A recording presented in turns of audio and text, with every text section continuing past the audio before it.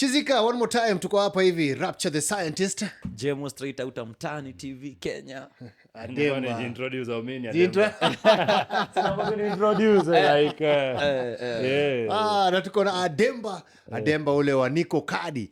Tumekuwa naye for some time, unajua alikuwa kuja last week, but one alikuwa kuja last week, lakini finally amefika hizi areas. Unajua kazi ya kuhajima vijana wachukue kura manzee imekuwa ni too much for Ademba, but sasa tuko naye hapa hivi. As it stands saini, is it 2 million people ama ni 1 million? Okay, 1.3. Unajua tunapata ngiriso daily na IBC wali update kitu kama 4 days ago. So sasa mshwa tumepiga mita 2. Umepiga mita 2? Mita 2 ni na sababu yetu ni tupige 2.5 before 28. Before 28. Tumebaki na 4 days. So tukiweza piga hiyo mita 2. Okay, nimesema tunaweza kuwa because IBC hawaja update bado. But waki update mimi na expect 1.8 wa 2 mita 2 hapo. Because kama hiyo wiki imepita tulipiga 400k na wiki moja. So kwa hivyo mzee mnaenda kuenda. Na hiyo ripoti ya nini ya ni wazee ndio wanachukua kura. Wajua tulisikia hiyo ripoti sasa hizi uliona walichange. Walichange, walisema the biggest percentage my youth wanachukua gani. Hata nilikuwa nataka kuuliza wewe juu ndio kwa ground. Hao wazee IBC ilikuwa inasema ndio wanachukua kura ni wagani. Mimi siwezi kuchocha, nimepiga hii shughuli kutoka tarehe officially tulianza kupiga sasa, wacha ku hype online but officially kasa ile day ilikuwa tarehe 17. Hadi leo mimi siwezi kuchocha. Mimi watu wazee nimemeet kwa hizo line hata wapiti 10. Wazee wenye wanakuja ku register for the first time sio wako transfer. So mimi so ulisikiaje vile uliona hiyo news? Ati bana hapo naye ati they are saying that young people are not registering. Unajua kitu moja IBC wana miss is IBC over the time wame lose public trust na wase. So and I feel like communication team ya IBC iko tu down in a way because kama una try ku regain public perception ya wase ama public trust ya wase, mbona unaandika we are targeting 6.3 million youths alafu unakuja unasema ni wazae wanachukua. Sasa unajua sasa utakuwa umeharibu zaidi. So I think hata watumia hata strategy hata kama propaganda kurudanganya tu ni mayouth at least but the thing is hakuna story ati wazendo wanachukua kadi because Rapture sasa wewe uko kadi already. Mimi niko kadi mbaya sana. Nilikuwa nimeshtuka ile time nilikuwa nimetolewa mzee. Unajua kuna siku niliamka nikapata ulipeleka watu mbio. Unze ati last week nilalaka mimi ni voter. No, jana nilalaka voter. Kuamka napata not applicable na shindo Sasa lakini walikuja waka explain. Hebu tu explain hivi vizuri. Ni mimi nili explain na walishindwa. Si wali explain. Ndio nakwambia communication yao iko chini. So the thing is IBC sasa wanaendelea kuregister watu. Wacha kwanza ni confirm kama bado kuna hiyo not applicable. Bado iko.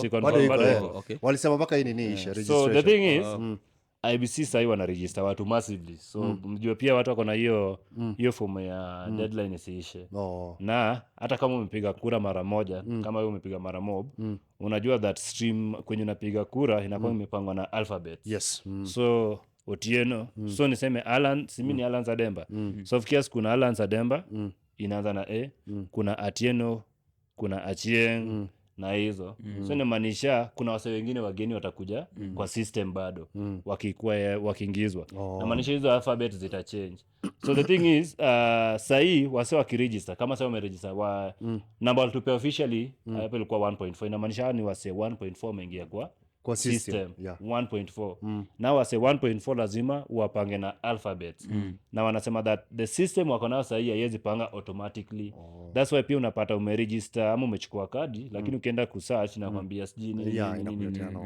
So the thing is system wako nazo sahi yenye walisema sijui wako sio ngapi haiwezi panga vitu alphabetic. Ili wako sio ngapi hiyo system? No, walisema tu wali upgrade lakini kimskit moja alikuwa anabai karibu ngiriso. So unaelewa. So kimskit moja ngiriso. Kuna kimskit kwa kila polling station. No, walisema kuna kimskit zilikuwa decommissioned. Kimskit zilitumika ilikuwa before 2017 2022 siwezi kumbuka timeline but kuna kimskit zenye hazina hizi stories za biometrics nini. I think ni zile zetu tulifanya nazo za first za time ya Kibaki 2012. So hizo zote zilikuwa zinakuwa zile zenye tulikuwa tunaekelea finger zote mbili hivi. So zinakuwa decommissioned. Wanaleta zingine mpya. Alafu hata hizi zenye zilibaki bado zilikuwa zinakuwa upgraded. To if you chukue hizo stuff zingine. So hapo ndo mingi wanasema imeenda apparently yenye mimi yenyewe hata sioni shughuli yenyewe wasa wanadu. hata leo nimesema kuna mahali nimesema mazee kama unaweza point out wewe kama Rapture unaweza niambia advert moja umepatana na IBC akiambia wasioenda chukue kura unaweza kupea 1000 niambie. Hakuna. I think za politician ndio nimeona za politician ndio Na kwanza hebu niulize. mabillboard zile nimeona tu za wanasiasa. Kwa hiyo story ya kuchukua kura si inafaa IBC wao wenyewe role yao ni gani? Si ni kuconduct voter wacha hivyo education. wako na 1 billion ya mobilization So ya marketing sasa hiyo sasa hiyo 1 billion mimi na ukienda wamekujengaka kitu because sasa juzi wewe ndio unawafanyia hiyo kazi. unajua kuna watu wenye wacha niangalie kwenye kwanza imefika naendea hiyo do wacha tu nikujibu sasa juu unajua unajua wanasema nika nilipo unafanya job ya bure sababu sasa niliona kuna watu wanaiadvertisia sita kuficha let us look here Kuna do ya marketing so kuna watu wanaadvertise nini ya ABC advertise IBC aje watu wakachukua kura mavijana mnawasona advertise I think so niliona ni kama kulikuwa na kitu online to celebrities or something sasa unajua hao ni wale wanakula tu do and then they will use your numbers that these are the guys who registered in this. Sasa mimi napiga mboka free na kuna watu wanakanja. Acha niangalie. Jusa hiyo inaweza kuwa noma kama Ademba anapiga mboka real alafu mazejo ma influencers wanapatiwa kazi tu definitely. Ndio maana sisi tunasukuma manzee Ademba upate hiyo mboka sababu mimi wakinipea do mimi siwezi kata manze mboka nimepiga. Umeona sasa tuendi nje Nairobi because hiyo do. Kama hizo mapozi lingolewa waziko. Ni kama uliwatishia ama ni nini? Bado umejua tungekuwa tukipiga mboka to point yenye imekuwa XP hatuwezi kanyaga nje Nairobi. Because the moment umekanyaga nje Nairobi ni hiyo ni transport, food, accommodation. Hiyo story ni mbaya. Alafu the reason pia tulisimamisha ni hii stuff imekuwa organic. Niko hapo utapata wase wanapiga yao Kisumu, Mombasa, nini. And then kuna wase niliona pia wanafanya in their own areas. Tuko kadi niliona kuna sijui kama ni Western, I think ni Western. Kumekuwa na Western kwanza vijana tu tuna mobilize watu wa kwao wachukue kadi hiyo tu area yao hiyo. Nimekuwa Mkuru for the past 3 days. Hawa sio wanajimobilize wanajileta daily. Unapata daily ni karibu watu like wanajibeba wenyewe. Ona kama sahii Kakamega is almost leading in the number because watapiga sasa huko ndo nakushuko kwa Waluya huko hao wanajimobilize vijana wanachukua na mbogi hawangoje eti hao walidawa kina natembea kina Wetangula kina Mudavadi hao wanajipeleka na wakijipeleka wanasema tunaenda kuchukua hiyo kura ama kupiga kadi kuchukua kadi na decision yao utawaambia tu wanapigia nani kura like that's the good of it so mimi wananipigianga tu simu manze hii area yetu leo tumeregister wase fulani nini na wasa wanapiga shughuli na pia kama kuna flowers lazima tukupee mazeni after wewe kuleta hizi stories za niko kadi hapo ndio niliona ABC juu najua hata kitambo kama mimi niko hizo maeria za Kasa ile dem likuja hapo kwa chief hapo tulikuwa na akina Abi hapa walituambia mtako hiyo area ya Kasa walikuwa huko tulikuwa na hiyo wiki walikaa walinipiga support nyingine crazy mbaya so walikujanga wakatuambia watakuwa hiyo area na hiyo area kwanza penye mimi niliregister so ulichikingi vile Kasa ni place nyingine ni ndani mimi mwenyewe kwambia wase direction alikuwa na sweater uwezi elewelezea wase aje but flowers zako zinakujia penye after nyinyi mwanze movement ya niko kadi Kasa mazi unatembeanga tu hivi Kasa wase wana register like Kasa umechukulia sasa ni kama shughuli yao wameka tu mwavuli na meza register hapa hivi yani sahi hata yani Kasa mtu mwenye yuko kadi na ni youth kama kuna constituency iko na wase sahi wala ni Kasa na ni mayouth siwezi danganya ati ni wazee sasa juu wamepiga hesabu but sasa 1+1 inakuwa 2 juu jana kumekuwa na lori 3 zimebeba wase millennials niseme millennials mostly mamokoro zetu na mababa zetu sasa wameletwa na lori 3 not lori basi nasema je lori so wamekam ku transfer votes zao to Kasa so that means kuna msemo walete either ni aspirant okay of course ni aspirant walikuwa wamekuja kuchukua kura no wako na kura kutransfer wapige kura wamekuja kutransfer so wameletwa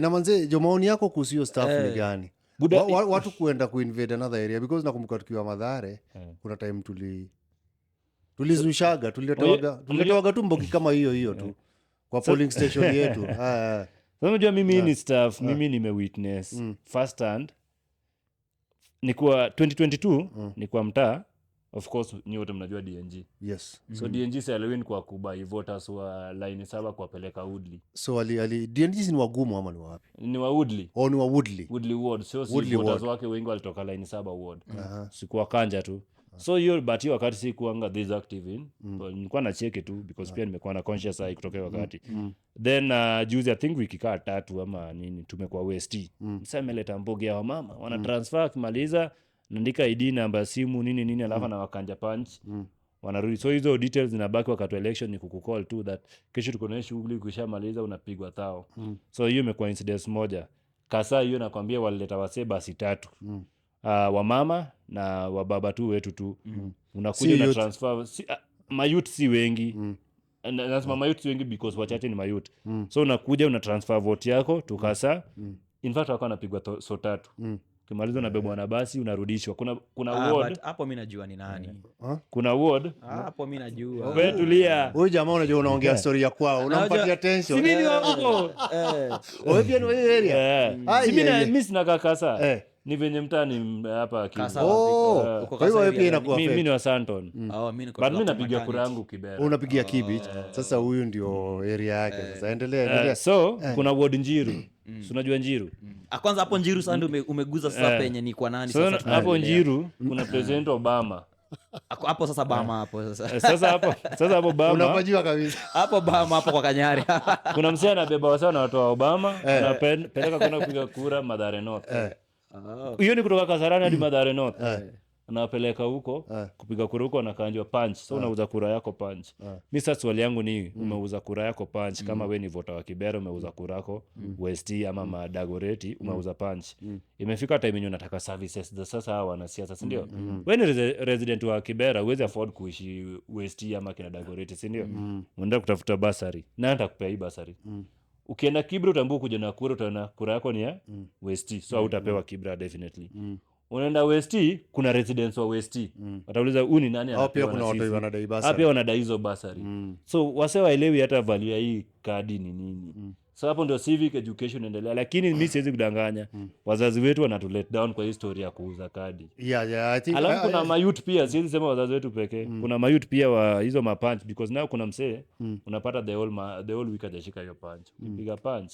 lakini sasa shida ni hii punch itaisha leo na kura lishauza na ni one time thing Kwanza unajua hiyo part sad yenye umesemea mayut. Mayut ni ukweli tuko kadi but sasa pia unajua hata tukiblamingi wazazi hivyo vile unasikia unasema wazazi wengi wao ndio wanatuuza nini kwa makadi. So unajua sisi wenyewe ni wa tribal ka fucking mazi. mimi siamini hiyo shit mimi ni maboy huwa na mimi maboy ni wa tribal. mimi siamini Angalia mahali for example place tu rahisi kama KU. Angalia place for example kama campus mimi niko MKU. Utapata mimi huko niko hivyo- MKU bro Mount Kenya ya Thika Ya Thika. so Mimi niko utapata for example ule president mwenye ana vai tuseme for example kama ni Mjaka utapata watu wengi wanamsupport ni Wajaka lakini sasa CMK tunavote na ma story hii shit za madelegate aina ngori like nasema yani ukiangalia sisi tunavotia delegates wanaenda wanavotia ama jamaa hata hao madelegates vile watajicollect tu along tribal lines so imecheki hata memes zinasema unapata tu mwanaume anaoga anaenda campus ameenda meeting ya Waluya campus tu yani unage association so unaona ni stories ziko but now the thing is we inafaa to decolonize mind zetu pia na kuna shit mingi si kama hiyo zinafaa to avoid to because as it makes sense so mimi niko campus honestly niko third year niko first year it doesn't matter lakini namka tu asubuhi naoga napiga luku yangu safi niko tu alafu namka naenda Onagi Association Mount Kenya University ati sisi ati shida za Wakisii ni sisi So shida za tunazijua. Wakisii gani, Kampo? Shida ni the same shida gani za Wakisii Kampo shida Kampo mimi the only experience I have is the time I wanted to perform. Yeah, and then they knew my name. Sitasema ni campus gani because it's one of the biggest.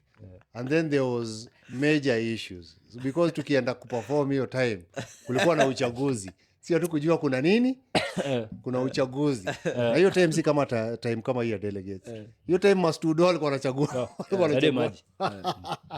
Msaidie maji hapo. walikuwa wanachagua kila kitu. Manzee jo alisema huyu jamaa anakuja kuni unaona sasa ukabila sasa nikamwambia mimi ni msanii mzee. So me that's the farthest I know about tribalism in campus.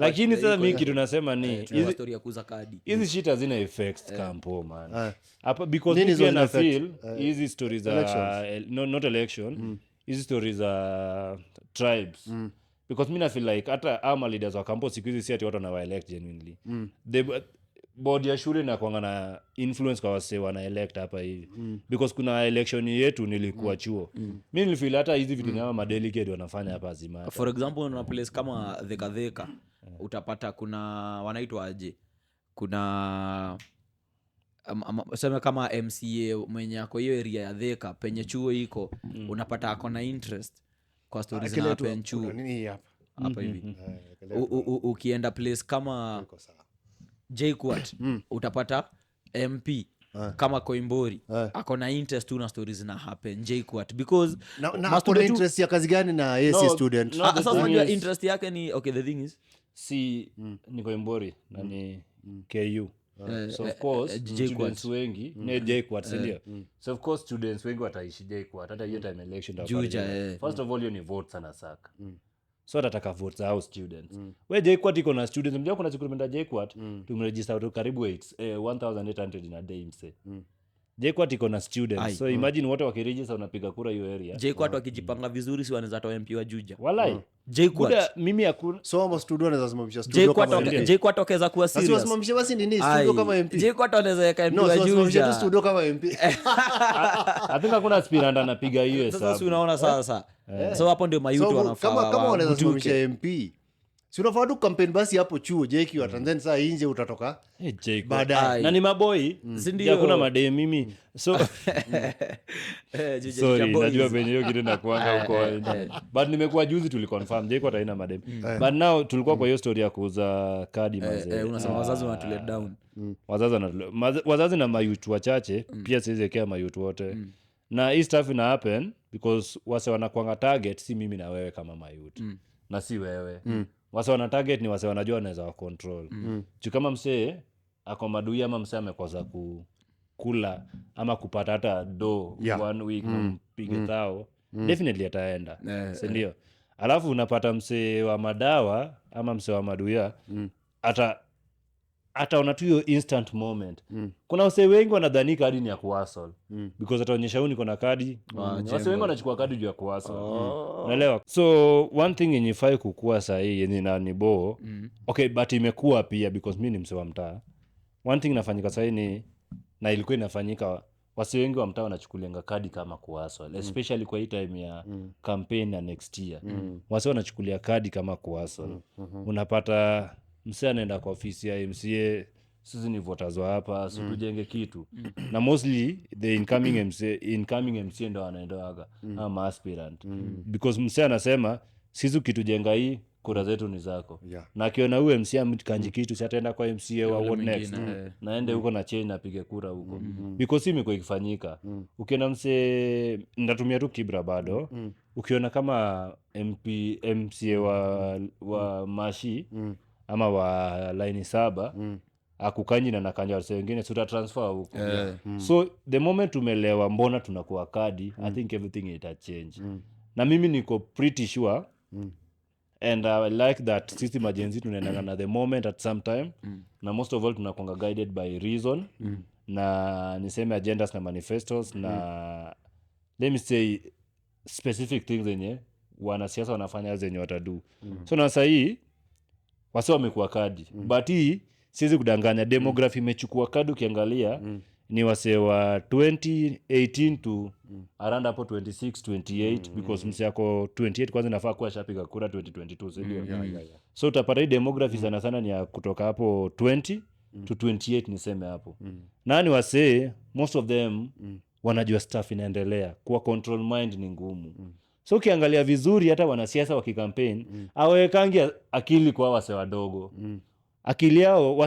wanasiasa wanaweka akili kwa the youth wanachukua kura sahii ni the likes of Sifuna na Babu because awase bado wako na niseme a little bit of support from this demography but ukiangalia mtu kama Rigathi mtu kama Ruto mtu kama niseme nani this old legacy politician wameshindwa kurelate na this new generation of voters na since this new generation of voters wanataka new generation of leaders so wale wase old politician ni ngumu sana warelate nao.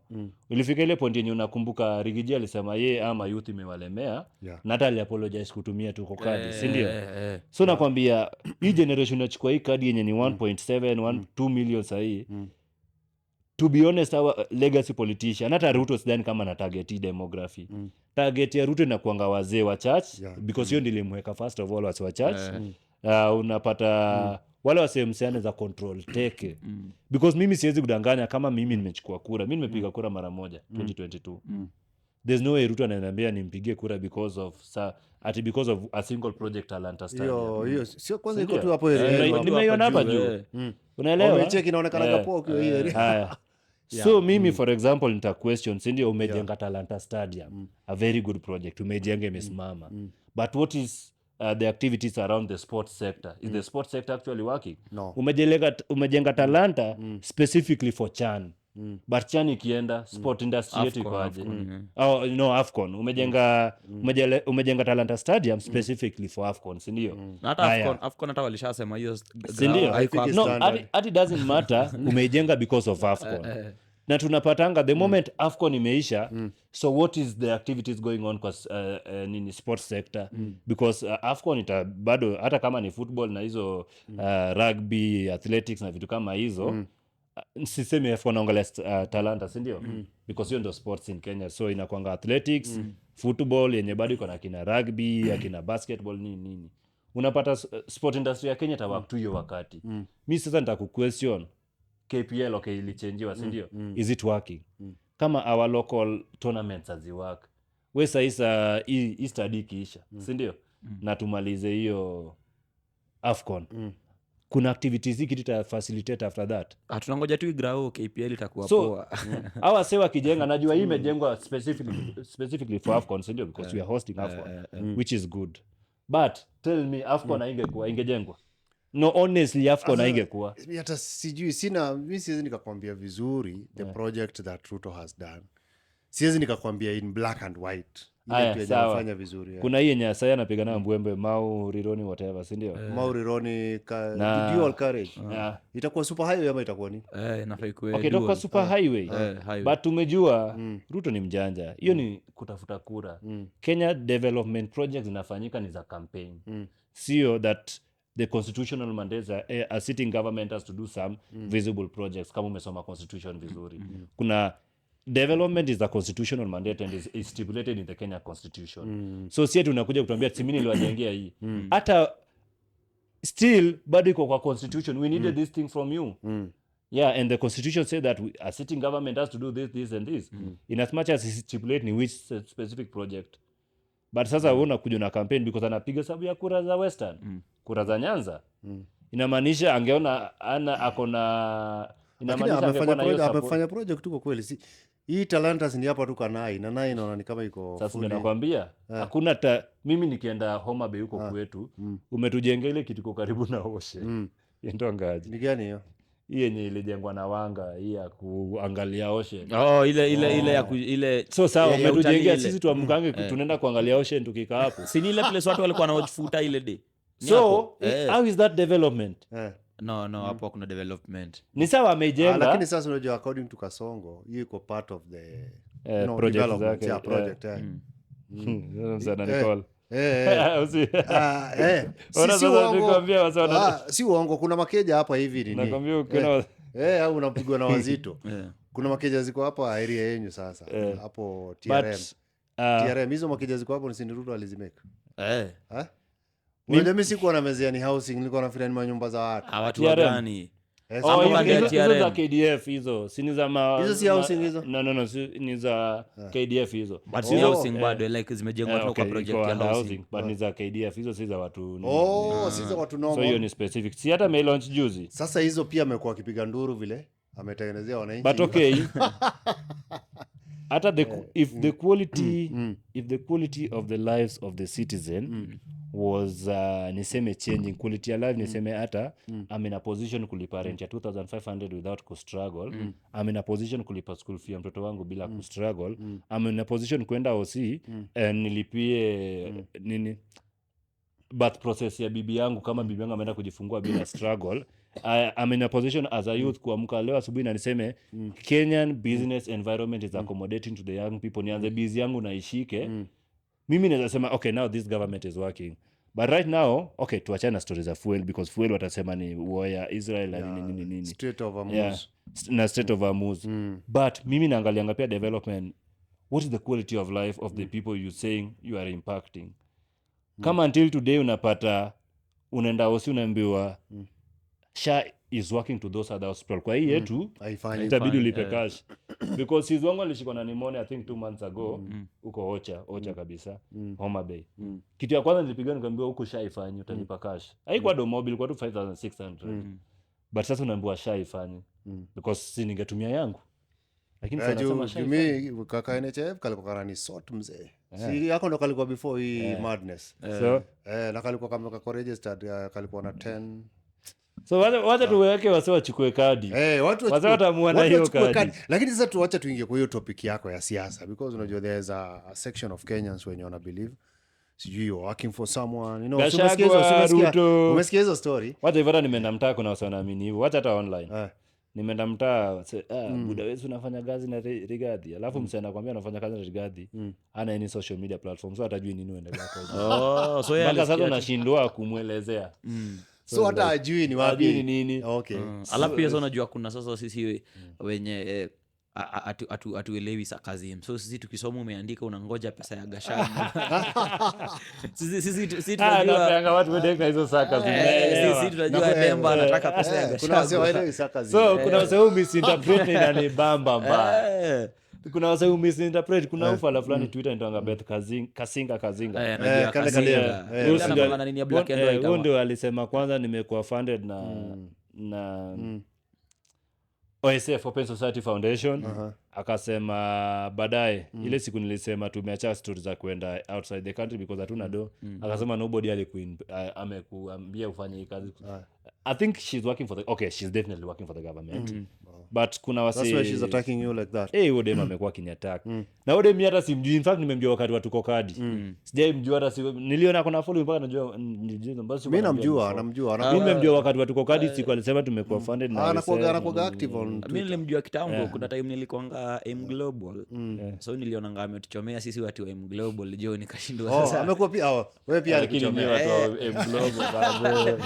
Alituchomea. Mimi ningekuchomea. Alituchomeanga tu sisi, alisemanga those mentors wearing suits in town, nikasikia amenidunga tu wazee, Siko nikasema mbaya, hata mimi ningekuchomea. M Global yo. ni mbaya. Kuna Story for another day. Sasa mimi nakwanga shida nakwanga na stories zote. Kuna M Global. Hata mimi niliwahi kuwa huko, nilikuwa kwa Global Internet Fortunes, JF. Jeff na Jeff. Sasa wakaniosha tu do yangu. Okay, wako niosha. Mimi nilienda nikijua next week mimi ni Sonko. Nikaeka huko do ikazi. Wakaniweka nikavaa suit nyingine bigi magoma. Koti yenye zile koti zenye unapewa kwa studio. Ulika Jeff for long.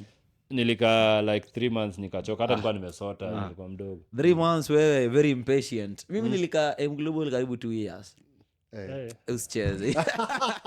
Hiyo tutapiga tu siku nyingine, lakini endelea na story ya Beth Kasinga. Sasa endelea na story ya nini ku address hawa say because tunataka una need kuweka hiyo story into rest because kuna Okay, wase- Mimi hata Hawakimu kwenye tu. nimefika, I don't care if somebody believes or not, because honestly wacha nikwambie kitu moja Rapture na jina Jemo. na Jemo, Rapture Jemo, wacha nikwambie kitu moja.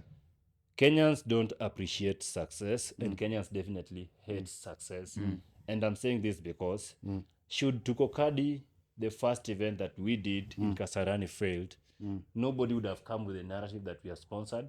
Nobody would have come with the narrative that we are working for Uhuru Kenyatta. Nobody would have come with the narrative that we are working for Rigathi Gachagua. Nobody would have said that we are sponsored by Open Society Foundation should it have failed. But now because it was a success, now all these conversations zinaanza kukame up. But mtu amejiuliza, what about hii kitu haingefanyika? Like nilikuwa nimeplan, what about ingefail? Kuna msee angekuwa anaongelea So tutongelele sasa vizuri now that isha happen, iko successful. sindio? So unajua hata ile kitu ilifanya wasee sasa wakakukuta vizuri ilikuanga zile Mercedes za Gachagua huko Nyeri.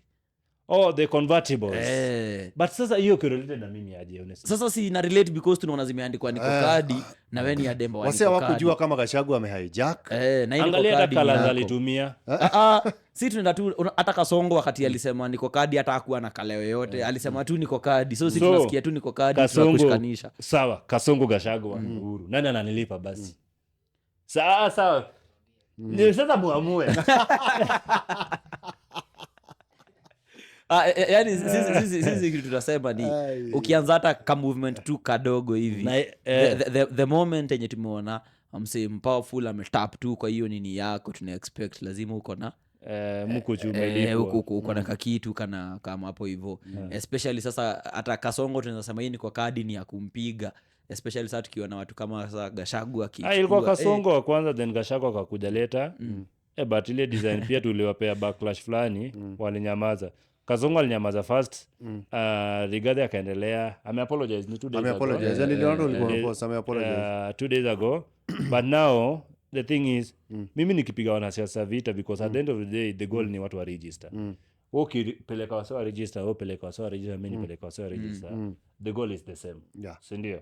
But now the goal the reason I'm fighting wanasiasa is when a politician akisema ni kokadi ama politician akimobilize wase waenda wachukue kura yeye anatafuta votes zake na akijua votes zake ziko Mount Kenya kampeni yake itaisha Mount Kenya hatataka kujishughulisha na kama watu wa Western wana register hatataka kujishughulisha na kama watu wa Coast wana register hatataka kujishughulisha na kama watu wa Nyanza wana register so that's why unapata sahi conversation endelea ni 1.4 million youth in Nyanza hawataki ku register kama voting.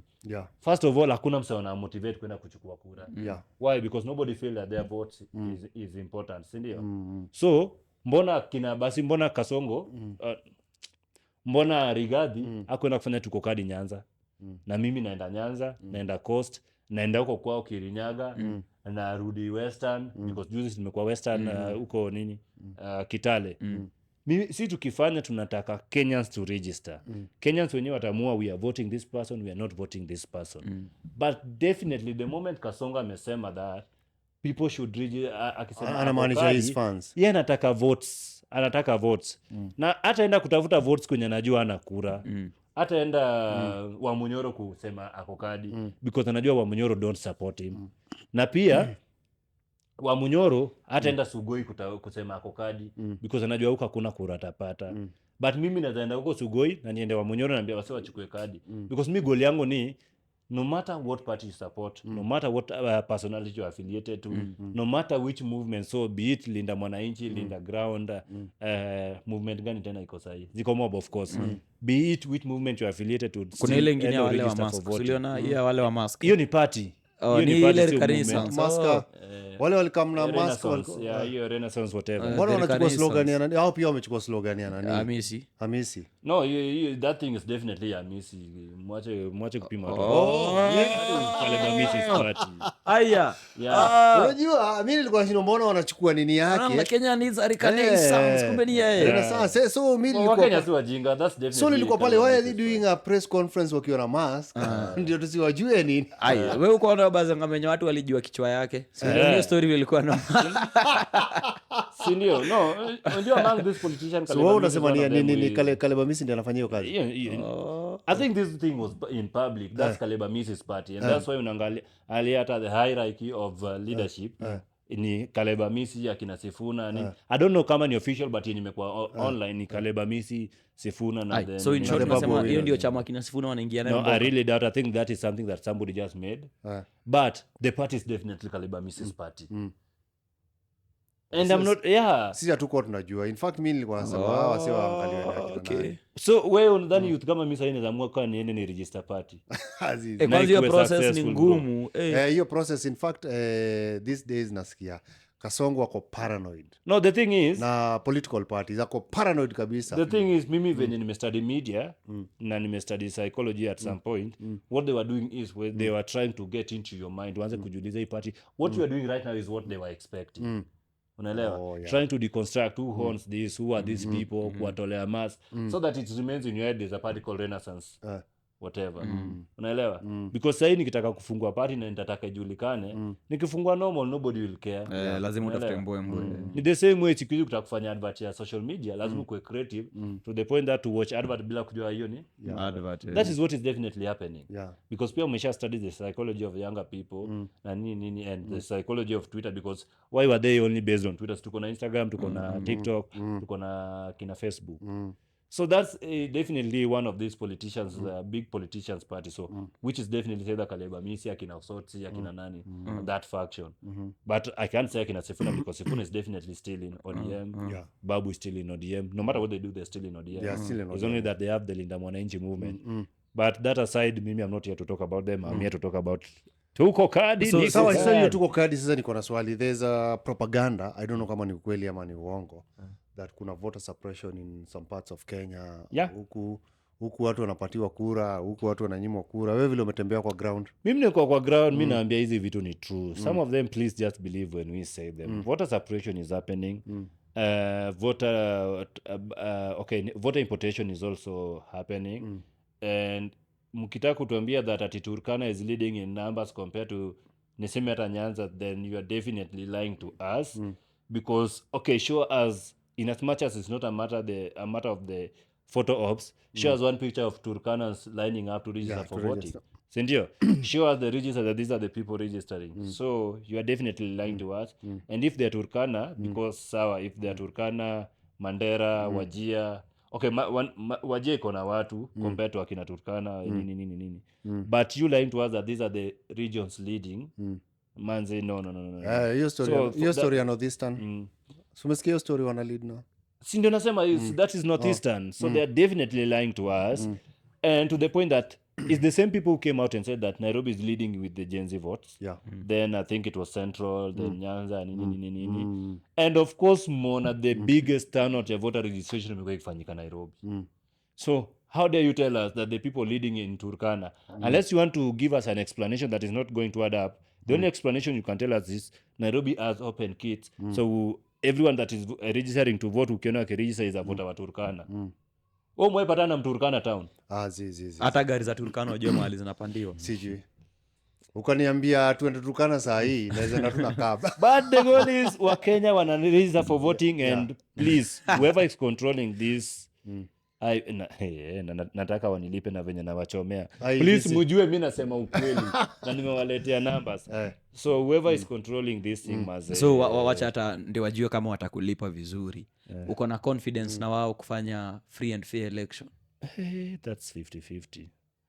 I don't know because honestly tukiangalia stories za IBC from the first time IBC ilikuwa disbanded in 2022 and the fact that tulichukua all that time alafu IBC inakuwa reconstructed last year doesn't add up.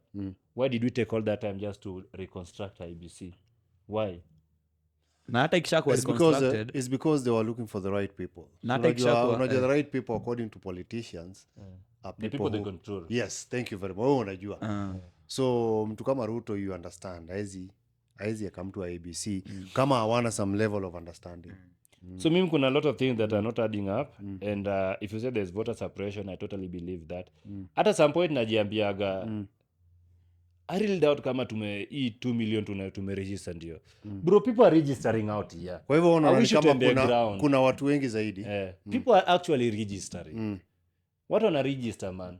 Ukiangalia hata Instagram yangu ukiangalia the people wanaambia leo nimeregister nini. Unapata na single day karibu 300 people from different countries. Na hiyo ni people are actually registering to vote man. Alafu nyinyi mnakuja mnaambia hapa ati 10k sijui nini. Okay, sasa wewe basi- estimation yako inaweza kuwa ni in short ngapi? tunasema una confidence. Mimi estimation na yangu sahii actually ni huko ma 2.5 but let's use idea, their ideal number yenye wametupea ni 1.4 so by the time they are giving us next update I believe it's around 2.5 najua hizi whatever I'm saying hapa itaniletea noma now because actually nikitakanga kufanya kitu napigia Nairobi commander wa IBC. Au ndio wanakusaidia kama yote mlikuwa archives ukasema So tunazuiwa. napigia- okay okay ni venye wako professional ningempigia tu mpimi hapa kwa pod but hiyo ni profession ya mtu unacheza nayo hiyo ni profession ya so nikitaka of course clerks niseme kuna event niseme kuna event yako na watu unaambia wase tutakuwa na registration of course hao ndio nitawapigia watulete wase ama returning officers kama ni Kibra nini so mimi naongea nao na natamani sana nikuwe naongea na huyo Alutalala na huyo Ethecon tuambie tu tukae chini tuambie bro because we have a lot of concerns that we need to address with IBC a lot of tuko na a lot of vitu tumeobserve kwa ground kama gani a hivi lot of concerns first of all of course the most obvious one yenye kila mtu sasa anapitia unaangalia details zako party wacha kupata voting station una register unaangalia details yako party second of all una register kupiga kura Nairobi unajipata umewekwa Mandera third unapata unataka kuvote hii ward umepelekwa ile ward next second of all unaenda kuregister unajipata kwa system already third unapata wase walikufa 2014 wako kwa system hadi sasa bado wako kadi how is that happening are they not clearing their register kuna such grievances tuko na a lot of them second tuko na concerns kwa hizi by elections how come the people who voted in the by elections wanaambiwa wa register tena ati because you vote kama alivote by elections you definitely have their details mbona unamwambia tena ati register again unajua kuna saa zingine napigange sababu ya vitu wanatuambia honestly by election imefanyika 2 months ago si ndio so these people voted alafu natuambia ati because walikuwa wamejiregister huko by 2012 wa register tena so how did they vote so walikuwa wanasema hiyo story ya KMC wenye wamesema ati the register is not yet complete but how did they vote in the by elections how did they vote in 2022 hasa unajua shida hizi statements za IBC ziko very confusing hiyo ndio bla no communication yao iko down na mimi nikiingia huko nipe kazi ya communication nitaambia bro na umebonga nao watakupatia mboka ama umeshachapiana nao ushatry kuambia at least wakufinance na at least transportation kama unaenda na huko Western no because again I feel like the moment tutaongea nao IBC is very umejua easy ma corporate so I feel like kama tunaweza ongea towards the end of voter registration is kwa fiti so that they pay us for the work we've done umeelewa no matter the amount they are going to pay us at least they pay us for the work we've done sahi the moment tutakuwa tumeongea nao itapoteza hata credibility ya what we are doing sahi we are pro people registering the moment tumeanza kubattle at IBC nini hata si wenyewe tuta lose focus mimi as an individual utasema utaanza kusema sasa niko tu because wakisema sasa na nikanja hata niseme 500k akili yangu itakuwa kwa hiyo 500k inaingia lini na inaingia wapi so what I feel is it's too early but I think it's something that if they also come with it siwezi kataa because si ati nalipwa kuenda kuagun ama nalipwa kuenda nalipwa for what I've done and they feel the result and they say that we need to appreciate you for what you've been doing so huko fiti ulisema huko 50-50 confident mimi wazee jo niko 100-0 mimi sina any confidence jo na IBC kabisa kwanza ni kushow the only way we can beat that si Ethecon ndio IBC si ndio kuzoza me I think the only way you can beat these lakini people ni sasa unajua moja ukisema hivyo si unamaanisha hata maofisa wengine wadogo si unaweza pata kuna wale wako sawa no actually si unaona ndio chairman Unaona- ndio mbigi mimi sasa naona hizi ndo plan zetu ili hizi kura zetu zisiibwe unless kama wataiba electronically but kwa ground I think what we can but then wanaweza iba electronically because it's all about form 34 it is very difficult sababu unajua electronically lazima ipelekane na ground. the forms, Because the form ground. kumbuka vile Itumbi alikuwa anafanya 2022 the form that is on the ground is the one that must is reflect being with the one on so ile kitu Itumbi alikuwa anadu akuwa na ngoja IBC waeke a form that itakuwa ni kama IBC already put an original so they had their own agents so kama wewe ni agent wa hiyo time ilikuwa UDA una make sure uko hapa kiapa na returning officer. So kuna zingine hata zilikuwa zinapigwa kisiri ulikuwa unaangalia unaona hii imepigwa so Itumbi akishaiweka pale so it is IBC job to prove kama hii ni uo ama ni ukweli ama ni ukweli so I think so hivyo ndio mavijana Ona venye Itumbi so alifanya hivyo. in order to control the digital you have to be on the ground, on the ground because ule jamaa wa Manipulate the IBC numbers akiweka for another number and they upload there's nothing we can do now so mimi I feel like that worked for Itumbi and it might also work for us but I think what can work best for us if you are going to vote against Ruto but then me I don't care kama nitalipwa na IBC or not because mimi nasema I don't support Ruto and I will never support Ruto I just know that ikifika kwa kuambia watu wachukue kura we chukua, lakini mimi as an individual don't ask me, mimi najua sitapigia Ruto, sio? Yeah. But wewe siwezi control vote yako, so mimi nikwambia ndio chukue kura, ndio chukue kura, hata kama utapigia Ruto, hata kama utapigia Gachagua, that's your decision. Mimi najua sitampigia, that's my decision, and I'm okay with it. So this is it, because most people feel like I should be neutral, and I should not say my stand. I'm not a journalist, bro. Ningekuwa hata sasa kuna mtu anaandika kazi baadaye kwa kama journalism. So this is it. I feel like the only way we can win is by being vigilant, and the best way first is coming out to vote in a uniform voice and coming out to vote massively. Ruto aliwina 7.2M, si ndio? Na sasa tunapiga hesabu ya even the people we are registered sasa ni 6.8. Hiyo ndio target yetu. So piga hesabu, tunasema 15 million strong. Unaweza nataka kuniambia if 15 million people came out and vote for one person, no matter how big support you have, nataka kuniambia unaweza machi namba kwa kuiba, utatoa wapi hiyo ya kuiba?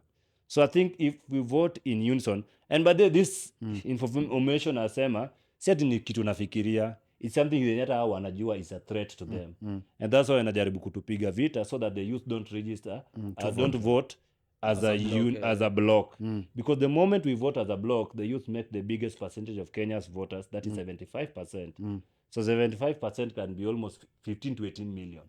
Sindio, of people who will actually vote.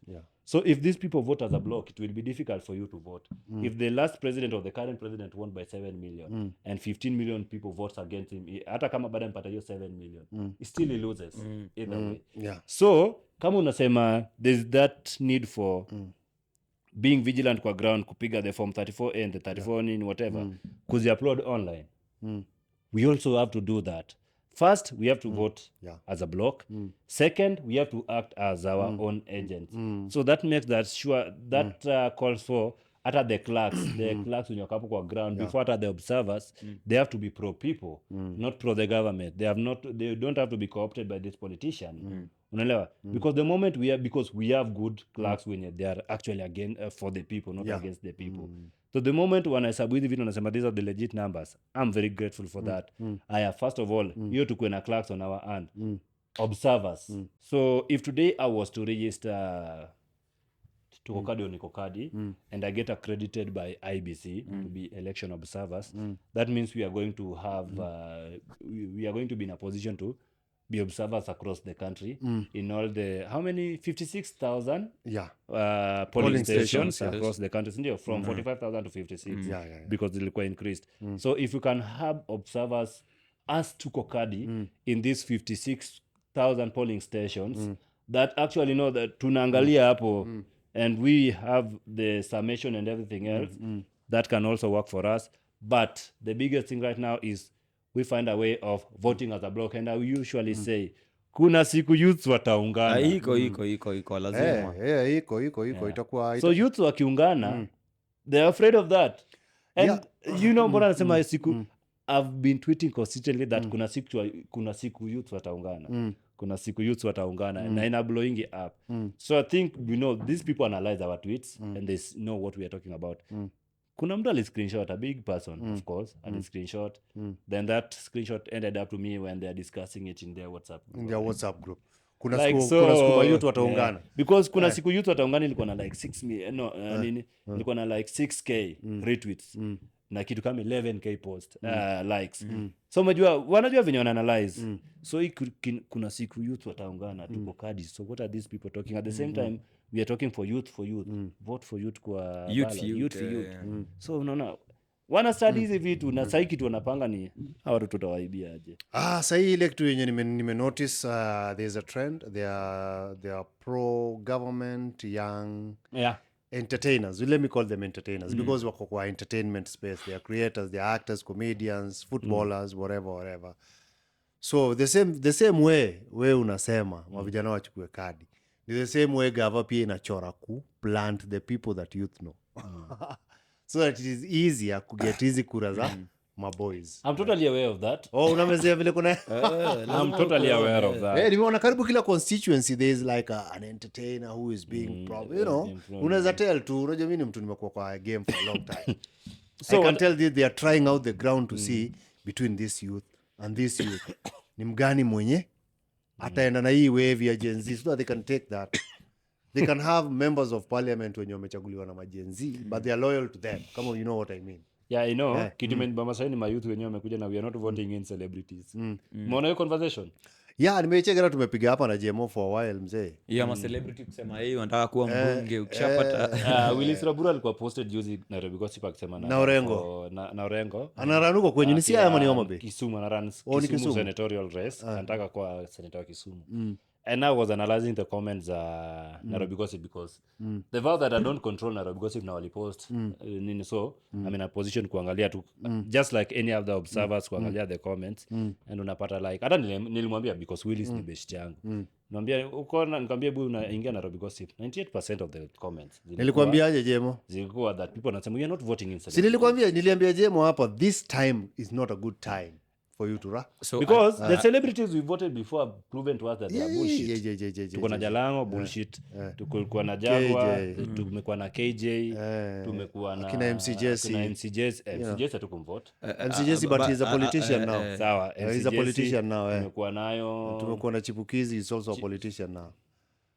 Really? Azini. si anafanya politics Anadu si ni politics yako jogi Usikicheki post zake Mimi online. Post zake online zinakuwa za vile gava na so he's a politician. Yako job. Eh? Job yake ni ku make sure the government looks good. Yeah, okay. okay That's his job. But ako politically inclined. Aligned Yeah, to a aligned certain to faction. a particular wave. Na he has friends in the entertainment. Yeah. So even though si yeye but he can suggest. Anaweza sema ni aje, for example we ni Ademba hapa kwenye Kibich, we ni beshte yangu, Ruto anatafuta mtu wa kurana hapa. You know, he can do that. He so can do that. my MPs wakikuanga bullshit Ademba we ni msee wa Kibera au sani ma celebrities MPs ni ma bullshit na pale Kibera mazee na wana Octopizo pia anadai kuwa MP na we pia mazee je unaona uko on si ndio? No, mimi sijasema run mal. Mimi kwanza mimi ni celebrity. Mimi nimekuja hapa na bike. Like mimi nauliza maoni yako kwanza ya Octopizo kwanza kama Kibera first of all, celebrity kwanza. First of all, before politics and everything else, mi tumejuana na Octo for long. Like Octo ni beshte yangu kutoka kitambo. Yes. Na despite knowing Octo, na of course watu wameona mi I usually support Octo online na kwa ground. Because hata yeye support kwa events zangu zenye za politics. Of course kutoka mtaa lazima kuwa na do staff mob. Yeah. So this is it. Octo tumekuwa mabeshte all along. Hata ukiangalia hapa jana nimeongea na Octo na vitu kama hizo. Na baada na support kwa hiyo shughuli tuko nayo next week. Watakuwa nao mzee kwa panel kwa shughuli yangu nafanya next week. So this is my view of Octopizo. And I'm going to talk about Octopizo with the comparison of the leaders that we've had in Kibera. Sindio? Kibera sahi we are being led by Mwalimu Orero, sindio? Former principal of Upper Hill. Yes. Yeah. Now, The other one was a good guy. The other one who died. no, before he died, after he died, tukaletewa his brother, who was Imran. Sindio? Yeah. So after Imran, tumekuwa na Orero. I don't want to talk about Kenokoth because hata the education I have right now is because of Kenokoth and nilipia school fees. Not kunilipia but yeye nitafutia scholarship na vitu kama hizo. So I don't want to talk about him. I believe that he was a perfect leader for Kibra. Now past him dying, that is now tukaletewa Imran, a joker of a leader. Sindio? Because the guy had no any intentions of being a leader until his brother died. So alikuja hapo kufill the void of the brother's death, of course the sympathy vote of it coming from nini. So the guy, should the brother not have died, angewaingia politics, right? So tutoane na yeye, tukaleta Orero is one person that is out of touch with the reality of what is happening in Kibra. Orero aliletwa Kibra with the late Honorable Raila Amolo Odinga, that's the former Prime Minister. Because back then, there was the issue of legacy politicians raising their hand of aspirants. We vote them, and that has been happening in Kibra. So Orero ajui anything na happen in Kibra. Orero thought that leading our unasema ana rada. Ndo nakwambia, Orero thought that leading a whole constituency was like leading a school. You see? He compared leading a whole constituency with leading Upper Hill. You see, those are two different things kwa ground. These are constituency. Hujaambia mwalimu vizuri. No. Now this is my honest thing. Kibera has over 200k voters. Upper Hill I think 200k. Ifike hata 5k. So it doesn't matter the number you're Upper Hill, but he thought that running our constituency is like running a school. and also running a constituency that is the biggest slum in Kenya, that is Kibra at the same time, still a misleading factor. And Kibra is not a one tribe community, ikona different people. Kibra ikona different need and everything else. So the reason I would actually vote for Octopizzo compared to Orero is Octopizzo is born, raised in Kibra first of all. Octopizzo has been on ground. Octopizzo anaelewa what is happening. And also we are not going to tumekuwa na talk that tunatuma wote home. So if tunatuma wote home, who are we electing? As a person, if tunatuma wote, the leaders of Kibra home, my perfect choice is Octopizzo. So this is another issue. Before Orero want to leta wa Mariga. Mariga ajui stories za Kibra. I remember that crazy story. Sindio? Tuleta wa Mariga because of the money, nini. So these people, when they come, they're only coming to show their financial muscles. Wakuja hapo na machopa. Kuna siku Mariga ameshuka kwa campaign ya by election na chopa mse. At the same time, the people nakuja to compete with, not to compete, to campaign to vote for you, you don't even know what affect them. Prior to those elections, you just step a foot in Kibra. So how will you know what I'm facing? Mimi kama Ademba. Aya, for example, mimi ni youth wa Kibera. Octopizzo is born and raised in Kibra, sindio? Mimi ni born raised in Kibra. I have higher chance of believing that this person anaelewa kitu napitia than this other person mwenye all along amekuwa akiishi nini. Mnatuletea Mariga. Mariga ni walandi mawe. Kama watu walandi mawe wana complain hakuna kitu amefanya huko. Tukoaje na confidence atakuja kufanya kitu Kibra? So mimi kwangu sichukulinge Octo like a celebrity nini. Nachukulia Octo like somebody mwenye has the shida za Kibra, the understanding of Kibra in his hand. Lakini the cast of celebrities. Hapo sasa unaona hata deal nayo aje. Utakuwa na double standards ukimtetea No, wala hivyo. nitakwambia. Alafu isa Tukienda nyingine Starehe, unasema Jaguar linda Karan Starehe. Jaguar has never before that alikuwa anaishi wapi? Alikuwa anajua what is happening in Starehe. No, Jaguar. Not born and raised in Starehe. Tuachane na huyo. KJ I don't know about the backstory, so sitaki kuongea. Najua ni double standard, but mimi I will not vote for these people, but Octo. I will vote for Octo. Not because he's my friend, not because he's my buddy, but because I believe that I understand shida za Kibra. And even if Octo is not going to be on the ballot, I'm still not going to vote for Mwalimu Orero. I'm going to vote for somebody who understands what is happening. Orero unamnyorosha. Ni story gani Ademba nilikuwa nimeona ati utakuwa kwa ballot? Watu wanajaribu kunipusha. Mimi niliona vitu za No, si uongo, but nilikuwa nimeona kama utakuwa kwa hiyo ballot ya Kibera. Hata nikikuuliza story ya Octopizzo sana nilikuwa nangoja tuanze kutuambia 6 months time. Octo mimi in my No, mimi siwezi danganya. Bro, kuna tofauti ya celebrity na siasa. And wenye unanijua hii Kenya hata wafiki 10% of Kenyans. So siwezi danganya. Msidanganya ati because mnanijua Twitter tunaenda kurun kwa ground. No, those things. Mimi najua the reality because since najulikana Twitter. Natemeanga free kwa street. Nobody says I know. So nobody knows you. So fame ya online isikudanganye, bro. And honestly, mimi politics is a bit difficult for me, tricky. Not that I'm not going to venture into politics someday, but nitaingia. But for now, and if I'm going to run, mbona nisirun Kasarani hatuna competent aspirant huko hivyo right Kasarani kwanza. Wewe hey, kwanza ni wa na Ronald, Manyume. Wewe ni wa Manyume huyo ni mbaya. Ronald. Ronald kwanza amesema Sasa naenda. wewe. Like my backflip zile za speed. No, Ronald amesema review. anaenda ugavana. Naharibia Anaenda mbunge. ugavana. Anaendea ugavana kweli? Yeah, amesema I think hiyo ni kiki. Anataka kuwa MP bado. Hujasikia hiyo setup? But anyway, the guy is not being Sini re- Karauri re-elected. governor, Jalas senator, Yeah. women rep Omanga. Karenzo. Sare na Omanga. Omanga amena na DCP. Hiyo si line up ya Kasongo. Thank you very much. Wacha wakuje vile Anakuja. unaona vile wamejipanga hivyo watapiga chini because imagine Senator Jalango. Just try to imagine. Okay, replacing angalia the current senator.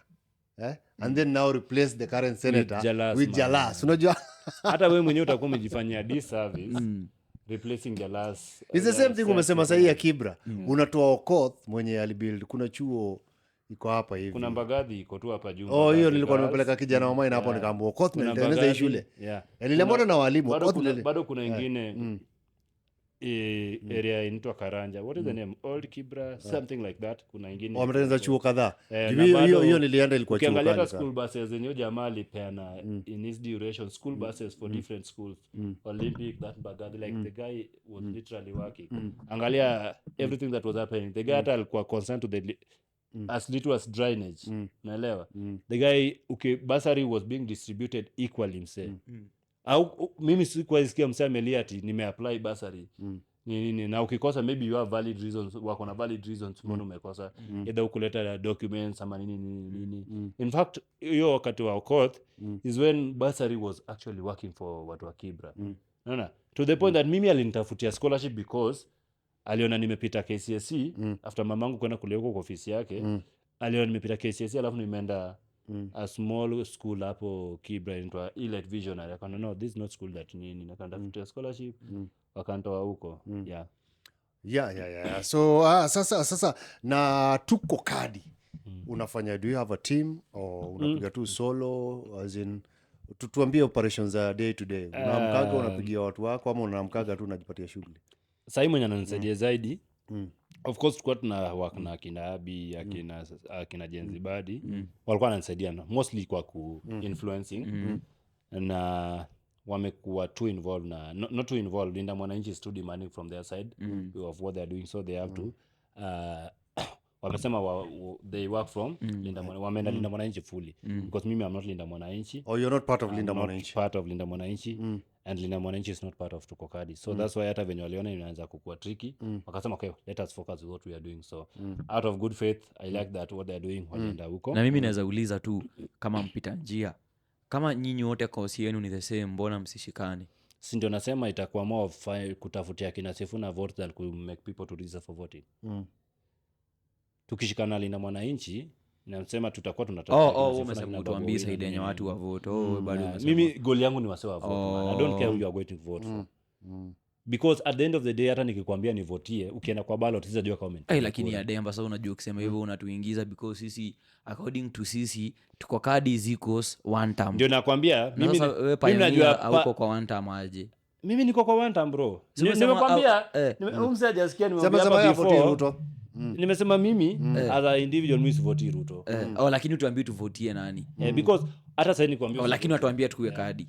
But the thing is at the end of the day once we are done with the voter registration lazima sasa tufanye political and civic education and if possible maybe hata nitafanya political alignment maybe but siwezi control who you are voting for at the end of the day. Hata unajua hata tutoke sasa tumeagree tunaenda kuvotia mse fulani ni wote ajua mse utapigia kura. It's a secret ballot. Is a secret ballot. Tutatoka na wewe ukifika pale unapea mse different. Hata kuna watu patiwa pesa kwa line na wanavotia someone else. Someone else. Ni wewe unajua at the end of the day. Because sikuangi hapo kuambia yo JMO votia ujamaa. So my bigger concern right now ni to vote. Tukishamaliza of course sisi wote tunajua msawa turudishi.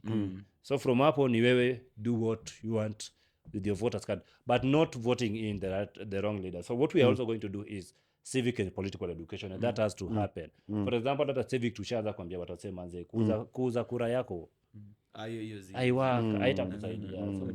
So ulikuwa unasema ulikuwa na na akina Abi alafu sasa wameenda hiyo side ya Mwananchi, wameenda full into Linda Mwananchi because again pia iko na kwa unapata wananisaidia huku na huko pia wanahitajika nini and because huku kwa Tuko Kadi si tuhitaji anything. Sisi si ni kuamka tuseme tunaenda kufanya mobilization nini Kibra mkuje hii place na imeisha sasa lazima uendange grounds nini unajua hiyo is a full political rally. Wenyewe we are not politicians so tukiregister watu 20 hiyo ni plus kwetu but wewe niambia tunaweza taka ati babu wewe ameenda kupeleka watu kuregister alafu register watu 20 mimi hata sasa nikitoka Rapture ni fanye mobilization msimu mmoja tu atokee hiyo ni enough kwangu. Uko sawa umeconvince one person ata vote. So mimi because sisi tuhitaji vitu mingi atukisema we can still do it and this thing is organic. I don't have to do all this thing because watu sasa wana register tu. The real meaning of organic ni niko hapa na something is happening because I'm sure sasa kuna ni sangapi okay sasa IBC imefunga but unapata nimekuwa Kibra leo but unapata place zingine watu wana register tu so hata ningeenda huko bado angeregister at the end of the day. Yani Tuko Kadi ni bigi hata kukuliko ni bigi kuniliko so we don't need all this team because ukianza kuwa na team nikisema tuna Nakuru. So sasa una watu wangapi? Sasa ina work na Willy Oeba. I think ni Willy Oeba. There's a lady anaitwa Tatiana very vocal amekuwa kipush for registration Langata, very good mobilizer pia nani tena alafu sasa niko na timu yangu wakina Godha Mgodhe Godha Mgodhe unafaa utuletee hapa. Godha Mgodhe alipoteaga online. Wewe ndio ulikuwa na Godha Mgodhe tulikuwa naye mazishi ya KK alichachisha huko. so timu yako ni Godha Mgodhe, nani mwingine? Godha Mgodhe anatusaidianga sana. That guy ako famous. Kwa ground. Godha ako on. Wacha hii fame ya online. Kwa ground wa sana mjua. Huko Ocha, huko mazishi ya KK huko Moshadho ulikuwa unapata Wasapere mpaka mwenye ako na Katululu. Godha hiyo. Na ground alafu anakuanga na yeye mbaya kwanza kuimba nini. Alafu tukisemanga tunaenda Meru utapata tuna post online tunaenda Meru. By the time hiyo siku kwenda Meru wasiwa charge tokeza tu wamejitafutia magari nini. So that's why nasema inakuwa tunaenda nika si tumeenda picnic tukishawasewa ama trip. So like si ati hatuna team because nilisema niko na team nana nawalipa. So mimi sasa inawaka mostly tuko frontline na Wilioeba. Na because sasa tulikata pesa ya wanasiasa of course. Pesa za wanasiasa zinakujanga na vitu mingi. So sasa labda tu work na mwenye ametoka kitu support mwenye Sogopangi kusema ni John CW alitupea gari, amekuwa kitupea gari but gari hata alitupea gari tukaribu, gari karibika kwa njia. This pastor ni a very big pastor. Amekuwa kitusaidia gari tukienda nje. John CW, Pastor John CW mwenye Godha Mgodhe na nini anawaka na yeye. So hata ni Godha Mgodhe ndio aliwapatia ndani. So nisema okay what is maybe well wishers even ndo utaelewa.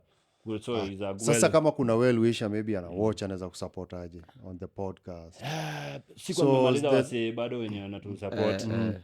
Msame tu support na bado ataendelea kusupport ni Siasa Place. If you guys know Siasa Place is ile hapo ni First Pange. Hapana, Siasa Place ni Demento na Rima wako. Nerima wako. Nerima wako. Yeah, kusupport my youngins kwa politics. Yes. So unapata maybe tunataka maji wanatupea food nini. Because pia hatutakangi do mob. Tunasemanga hii stuff sio mboka tunaenda. So tukipata food is enough, tukipata nini is enough. At the end of the day mimi niko na bizi zangu zitaniletea do hata kama ileti mingi of course juna kabia sita hata yenyewe inafahamu nipe. But mimi najua nitakuwa na do. Mimi najua through tuko kadi itanifungula milango mob mse. Wacha baadaye niseme hii for the first time hapa kwa iPod yenu nipe privilege for my entire generation, my whole family. I'm going to be the first person to travel to Asia through Tukokadi man. Hello. So nimekuwa invited of all the country man. Nimekuwa invited Nepal. Enda ustadi maandamano tunakuhitaji hapo. No. Nimekuwa invited Nepal. For wako na I think ni 2-day program into reimagining democracy in Asia. So si ati ni event ya Nepal. Asia, those Asian countries. So wamekuwa wakiwatch, wamesema okay, we know what you've been. Unajua wamekuwa wakiniangalia kutoka Blood Parliament. Blood Parliament unajua ilikuwa kitu international, sasa iko na 8.5 million views. So wamekuwa wakifollow. Mimi niliona email that ni Nepal ni 4 days okay, niseme siku ya kwenda na kurudi plus hizo nini. Karibu 4 days so naenda hapo. Discussion I don't know what's happening ni reimagining democracy in Asia and also studying from other countries like the sub-Saharan Africa na vitu kama hiyo. Na mimi unajua na kizungu yangu kwa fiti na mimi nakwanga fiti lugha zote so tukienda huko so I think wamekuwa kiwatch. Na tarehe unaweza tuambia ama ndo anishike before siku.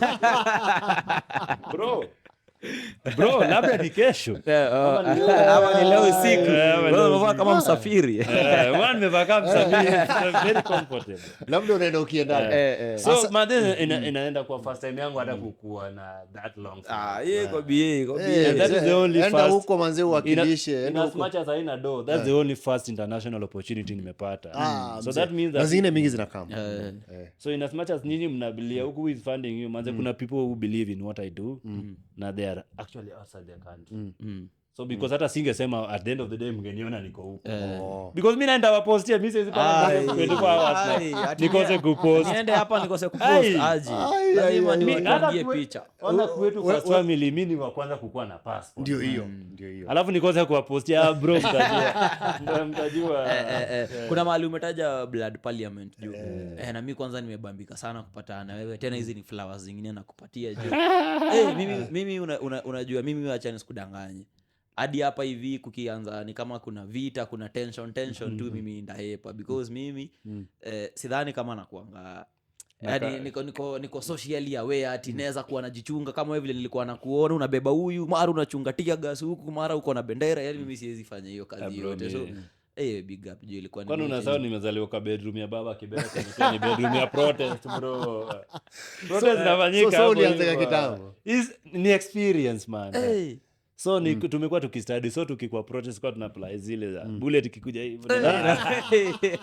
Mimi sasa kwanza unajua kitu nilishtua tena na tear gas ni ati nilikuja kujua ati tena ikisharushwa kuna vile ukishika kama ule karao mwenye alipotezanga mkono, So hata nikupe lesson. Kuna tear gas types 2. Acha niandike.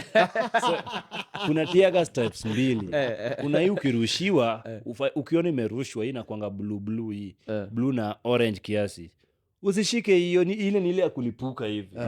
Then kuna hii inarushwanga na iko na silver plating, hiyo inatoanga hivi moshi hiyo. Hiyo unaweza shika urudishe, the only risk unani because ina hit itakuchoma mkono kiasi.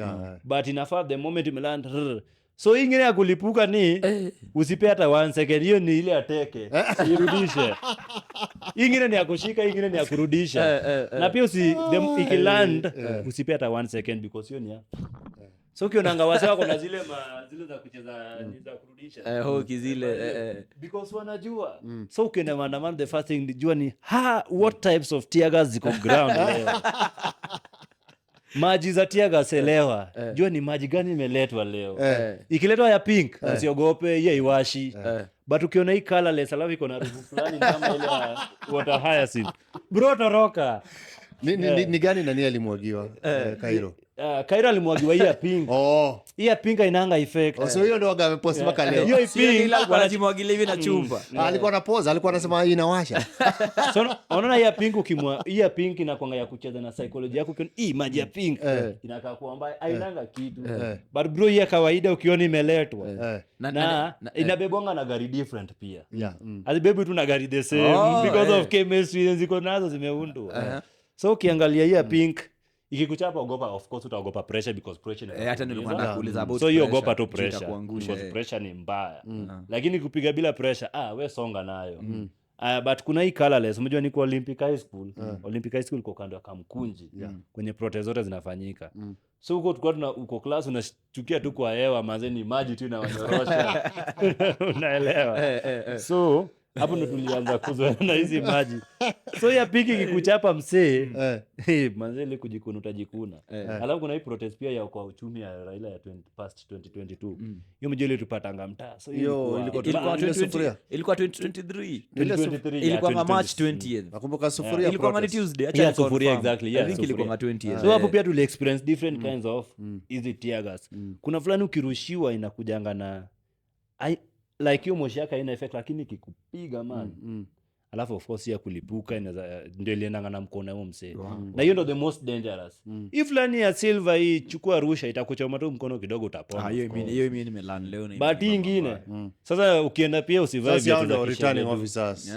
Usivae viatu za kishebe tu ukienda protest. Pia usiende na slippers slides kama possible. Usivae Air Force itaharibikia huko. Yeezy, umejua Yeezy kuna hizo ni rahisi. Mimi kwa protest zote ukiangalia na kwa nimevaa Yeezy. But kuna moja ile ya 2024 June iliva of course Air Force then legendary because Air Force ilikanyaga brains za msee. Ule msee nilikuwa nakibeba pale David Shege mwenye pasuliwa. Ule alikuwa wajinji ya parliament. So but nilizitupa because hiyo inaweza kupea trauma man. Umestep brain ya msee. Kuna mwizi tulipiga hapa West na mimi bado. Ni mwizi bro. But ile ni msee innocent. David Shege alikuwa ni yule aliuliwa pale. Umesikia mtu ako na trauma ya kuwa mwizi stage. Alikuwa fan by the way msee alikuwa fan. Kenerick Shien ya David Shege. So hivyo ndo vitu fanyika man. Lakini kwa protest hakunanga hero bro, kaa tu nyuma. At the end of the day utalipa kukua mbele. Because hata mimi sijuangi vile nilijipata mbele na until leo nasema tu ni God. Wewe unajua mazetu kiwatch hiyo blood parliament kwanza sasa na kuna video zenye kuona zenye tulituma. Nyinyi mliona tu zile zilitumika. Bro. Hiyo story unaweza tuchapia vile mlilink nao. Hiyo story. Ama hiyo story ni ya 3. Kuguzia tu juu sababu hiyo blood parliament mwanzo jo ile. Sasa ndio staff wasao na sawa ni mimi sijaanza hii kitu 2024. Manze mimi nimeanza hii shughuli ni first year in campus 2020. So na mimi si mtu wa kukaa chini. mi naambianga wasee hata hii tuko kadi kidai na nikosea kitu ya kufanya nitarudi kwa busy yangu ya fish which of course nachanga pesa nikwambia nachanga do narudi Yes. nachanga do nirudi kwa hata busy time yangu ya ulitaja fish. Bexita ulisikia nikwambia tutaiguzia juu nilionanga umesema unataka kurudi tena kwa hiyo job. Okay, I think nitarudi mwezi wa 6 this after I think nitarudi mwezi wa 6 because nimejaribu kuchanga do. Nilionanga unasema So- ukimedi unaona hiyo ilikuwa inakupea do Yes, mbaya. sasa ilikuwa inaniletea do. Unajua at the end of the day mi si mtoi wa Lavington nitamka nifungue petrol station. Man. Kama ule demo wa 200k uliona hiyo video rapture. Na nilicheki. Mi si mtoi wa atikiti suru nitamka leo niseme siwacha nifungue yadi ya magari. Hiyo ndo the smallest business opportunity anafikiria. Mi sina. So mi lazima nianze from somewhere. So napiga sub of course na do a lot of things sahi, but then I do a lot of things. If possible niendelee na tuko kadi which of course inaniletea do inaniletea tu Sara Mob. I have to say that because hata sasa ukiangalia because of security issues lazima niame kwenye naishi sahi. So hizo ndo tena. But this is how Blood Parliament came to usiniulize stories za security because ni vitu complicated. So this is how Blood Parliament and BBC ilifanyika man. Kwanza story ni tamu. Kuna day before that of course mimi nimepiga protest zote isipokuwa protest ya kwanza ilikuwa June 18th. Si ndio? That is ilikuwa ndogo alafu June 20th alafu ndio 20th ndio Rex alidedi. Kwa hivyo mimi nilipiga mimi ya 18th nilipiga. So Ile mi ilikuwa inakaa joke lakini ilikuwa fiti sana. so mi sikupiga 18th. So mi naambianga watu nasema kweli sikupiga 18th. So nikapiga 20th. Yenye Rex alidedi kakuwa na video kali. Not that nilienda mi ni journalist. Mi nilikuwa nataka kurecord video. Na siwezi danga mi kitu kwa nipeleka hapo ni nilienda hapa za journalist kwa na wake Bru TV before ni quit. So nilikuwa hapo na record video nini nilikuwa na kamera na nilikuwa na simu. Kwa protest uko na kamera as a videographer inaweza kufuck up. So many shots nilikuwa nachukua na simu because protest ni mbio before tiaga sirusha uko umetoroka. Hiyo 20th uliona Rex No, siwezi danganya. Rex nilijua later after amededi. because Rex alidedi around Jioni hima time. ilikuwa masaa ya jioni so- giza ikiingia. Na mimi nilikuwa nafanya shift yangu ya usiku Ebru, so nilikuwa natoka protest mapema. Okay, iza tu nikukate before uendelee na hiyo story ya hiyo nini. On divorce unamjua? Ndivyo photography. Namtambua. Sawa, tuendelee. Nataka tu kuconfirm hivyo tu. Pia ni boys wa Kibera naonanga pia maandamano na kuongana mafootages zingine noma. Ndivyo ni one of the best photographers from Kibera. Lakini wacha nikwambie. Ona hiyo Blood Parliament. 80% hata picha zilitumia kama na photographer wa mtaa. Mtaa watu kuna photographers. Ndivyo ni mambo bad. So this is it. So mimi nimekuwa protest. Nimekuwa protest from June 20th. Going forward hakuna protest nilikosa. Hadi waleo hakuna protest mwaikosa from June 20th. Hata ikifanyika nini? Hata hii hata nimekuwa juzi. Nilikuwa town. Nilikuwa for a few minutes nikatoka ni venye sikutaka story mingi za media. Ukiangalia kuna time nilipost but nilidelete because niliona italeta a lot of stories. Sikutaka story mingi nini. So nilipost nikadelete. Nilirecord venye shops zimefungwa huko but nikadelete. So nimekuwa protest zote. Now June 20th imefanyika niko na footages but so nikasema June 25th ikafanyika nikaenda. Tulikuwa 22nd pia kulikuwa na protest ndio? So nikaenda. But now June 25th just from the morning could just tell that something was different because mimi nilikuwa naingia street by 8. So nimefika street 8. First thing nimeendea power bank kwa dem fulani. Almost alikuwa demo yangu but haikufanyika because nilikuwa church. Nyarifu yangu hapa. So nimeendea power bank kwake ilikuwa deliver na mseku wake. Si mimi nimeendea power bank. Have in mind ni 8. Nataka tu kuchukua power bank na panda RNG Plaza niingie Moi Avenue. Makarao na mimi. Kuna hiyo video na trending nikipigana na makarao karibu 11 na nikatoroka bado. So nikapigana na makarao nini wakanyorosha nikatoka na souvenir. Umeona? So tukapigana ukiangalia hivi. Unaona hapa na hapa nini? Sio time wanakupigia nini? Wakadhani mimi ni protester because sikuwa nimeweka nini badge bado na plus mimi nilikuwa journalist fala, nilivaa black kama everybody else. So of course nilikuwa protester in their eyes. Sasa ni saa 2 asubuhi. Saa 2 asubuhi. Sasa amenyorosha. Kumbe kuna jamaa alikuwa na record. Baadaye sikuwa namjua. Alikuwa na record tu za journalist venye journalist hufanya. So the moment aliona nimemanage kupigana na karibu 11 police officers na nikatoroka, I think kwake ilikuwa news. Unajua venye journalist wanaonanga vitu. Akaja kaniambia nimerecord video fulani, siwezi kutumia sasa because lazima tuitumie kwanza kwa news, alafu nitakutumia. So mimi sikujua, but nilijua tu nikipigana nao, but sikujua how powerful the video was, ndio.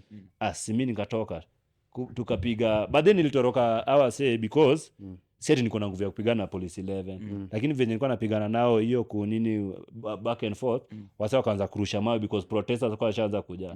So wakaanza kurusha mawe mjue juu itapiga nani. So hii sasa ni rungu, hii ni mawe yenye nilipigwa na raia, ilikuwa inaniokolea. So ile tuko hapo hivyo nini vita tunapigana mawe zikaingia, of course wakaniachilia nyao wakatoroka. So nikajua hiyo mraia ilikuwa na protest, wakaingia hivyo. Hiyo ndio Tomboya huko chini hivyo. Wakaenda tukatokea sasa Moi Avenue yenyewe tukaingia nini. So mimi around saa 3 kuna dema kapigwa na tear gas kwa kichwa. Hivi kapasuka, hakuumia sana but ili crack, you could see the crack ya skull kidogo hivi. Kuna photographer deadly anaitwa Daniel Rungu. Akakuja hapo, yeye ni sasa train yeye ni mwenye anaenda ku record vita wapi. So anakujanga na everything. First aid kit akakuja akamshughulikia, akamfunza, akamfunika, ikaisha chua hivyo. So hiyo ikaenda hiyo ni around hata 9 hapo. Buda by the time iko inafika 10 town huko kisimama hivi uone huko. So mimi nilikuwa na footages za everything. So hata after umepigana makarao bado uendi maeria. Buda. Sasa hiyo ndio kucharge man. So something is definitely happening. Buda, hiyo ndio kucharge. Ndio mwanzo. Hoja vile charge nimepa police 11 man. Oji handsome boy ningekuwa juu ya balls kienda home. Kidogo sana nimeanza ku receive calls, kuna msali record na simu akapost ikaenda viral hiyo nini. Uko safe nikamwambia sasa mmoja nikakimbia, kulikuwa na ile setup ilikuwa Imosk Jamia ile ya hospitali nikatibwa choa nikarudi. So si ndio ile reke. Tumeingia hapo hivyo, shughuli imefika masaa 7. Kumbuka mimi na record everything. Mimi nilikuwa na record na kamera. Wakati na record na kamera kuna msanii alikuwa ananiokolea anaitwa Jabir. Wakati na record na simu bado tunaenda live na simu yake tunaonyesha. So hiyo ndio wakati nilianza kupata followers wa TikTok. So tukapata followers na bado tunaambia watu venye tu mimi hufanya kwa protest, naambia watu X nini inafanyika. So tumefanya imefika around baadaye watu kitanga career activist, mimi nafahamu nite career protester. Mimi nikisema protest iko mimi mtaniona huko mbele. So tumeenda huko tumerecord, imefika sasa hiyo time yenye the dark hour unajua. So ameanza kudedi, unasikia msema amededi huko, msema amededi nini. So tumeingia mbele ya parliament kwenye hizo stuff zote zimefanyika. Nilikuwa na lapel fulani refu ya waya. Hiyo ndio iliokoa maisha yangu na sita sahau hiyo lapel. Ni venye sijui kwenye niko nao kwa nyumba actually. So nikaa memory. So zile zingine unabaingi refu za waya alafu nadunga kwa simu alafu unaingiza. So tulikuwa na karibu na journalist fulani apendangi story kupigwa, so sitamtaja jina. Mbigi wa mainstream media. So nimepata na ile tu ku create rapport kwa mtaa nini napenda kazi yako nini. So ile first attempt sasa kuingia kwa parliament. So jua kuna msalidi first attempt tulivibomwa tu gate nini. So ile second attempt wasa wakadedi, just to cut a long story short. But sasa venye sasa wanatoroka hiyo stampede, lapel yangu ikashika wall ya KICC. Kwa hiyo karibu na nini. So si tukadunda because uko naepea kwenye nini. Nikadunda na huyo journalist I think pia ni mwenye ako trained kwa melala chini. So tuna record kama tumelala chini. So kidogo manze tulikuwa tumelala tukiface Holy Basilica. Kuangalia nyuma manze ni wase wamededi. So tukapiga hesabu because wase washatoroka. Tukiendelea kulala hapa tunaogopa. Kuna wase wajadedi hapa watadedi. So nikatoa ile flag. Unaelewa? So wase wako wamelala chini, nikamwambia niko na flag na niko na badge, so hawata shoot. Plus hii kamera ziko macho because wase washatoroka. So wakishoot mtu itaonekana definitely. Wase washatoroka huko nyuma, so wakishoot mtu itakuwa kesi. Umeelewa? Nakwambia hiyo ni mwecheche. So nimebeba hiyo video, mnaona nimebeba flag alafu tumebeba msee. Boys tumepata naye juzi. Tulibeba na kudedi. Anatoa what was his name, what I confirm jina yake. Nilimsave to something protest. Msee alipigwa risasi 6. Ashatolewa 5. Huyo ndo alikuwa hapo nje ya nini parliament. hata nise Munde anakuwa ameshikilia flag hapo nje ya parliament. yeah anaitwa Ken. hizo 5 zilikuwa wapi? So ilikuwa different parts of the body but yenye hajatolewa ni iko close to heart, so that is hata kuja hapa kivangua akwambia ushike hivyo utaifeel, but alisema mostly ni because iko too risky na anado ya kuitoa pia. So nilikuwa nataka kupost namba yake one day nini but story yetu tuko kadi imeharibu kila kitu nini but now tumefika tunaangalia nyuma wase wamededi. So mimi nikajiambia huyu journalist by the way ni msema media house kubwa but alikuwa muoga. So mimi nikiambia wase tuamke tuokolea hao wase because unaona msee amepigwa kuna msee alipigwa ride ya mguu. So hii nyama ika separate na mfupa. Sasa amevunjika. So risasi iliingia na hii nyama. Yeah, intrafibula whatever. So nyama ika separate na mfupa. So unaweza feel the bleeding nyamsa anaenda through. Not even the pain but the bleeding. So hii bleeding is end up to jamaa katwe mguu nini. Yeah, so mimi nikatoa flag. Kale kadogo tu nikabeba juu, nikaeka simu yangu kwa mfuko. Nikaingiza hiyo lapel yangu kwa mfuko, nikaeka kwa bag. Hiyo bag fulani legend nilikuja nayo last time. No, sikukuja nayo. So tumetoka nayo, ni tumebeba juu. Kwanza tulikuwa tunapimia. Mzee mwingine akidunda tunalala wote sasa. So ile tumetoka tumeinua hivi juu. Mzee wa kwanza hapo kana analia mzee mkiniacha hapa nitadedi. Ndio boys. So tumembeba kidogo bado mjue tofauti ya risasi na tear gas unajua. Ama rubber bullet na bullet yenyewe rubber bullet kuna kalele nyingine ya weird. So tumebeba huyo msee. Ikilia tunamwangusha niambia bro utaelewa. Tunamkimbiza ulibasilika. So tukamkimbiza ndio tukapata na msee fulani pia alikuwa legendary akona madai. Sijui mbona wasaje mtafuta alikuwa na madai mingi hivi kwa kichwa. Tukabeba msee tukapeleka. Kidogo manze wase wana dead. So hata ile nikisema kwa documentary that it was maybe paranoia or something that somebody was definitely going to die. Manze, people died. Watu walidedi man. Tunabeba msee, unaona msee pain anapitia, unasema siri hata msee basi angededi. Because sijui hata kama alidedi mbele. Kuna hiyo so scenario zilikuwa uchungu ni unaona wase wana dedi. Kuna video fulani ilikuwa iko KTN kwa social za KTN YouTube. Sika naweza tafuta ni yao of course watawasumbua na copyright. Kuna msee anaonekana ndani ya parliament. Mimi sijaijua, huyo msee hajaipatikana. Ule wa Ruto you must go amamga. Kuna msee alipigwa risasi moja kwa hiyo uwanja ya parliament.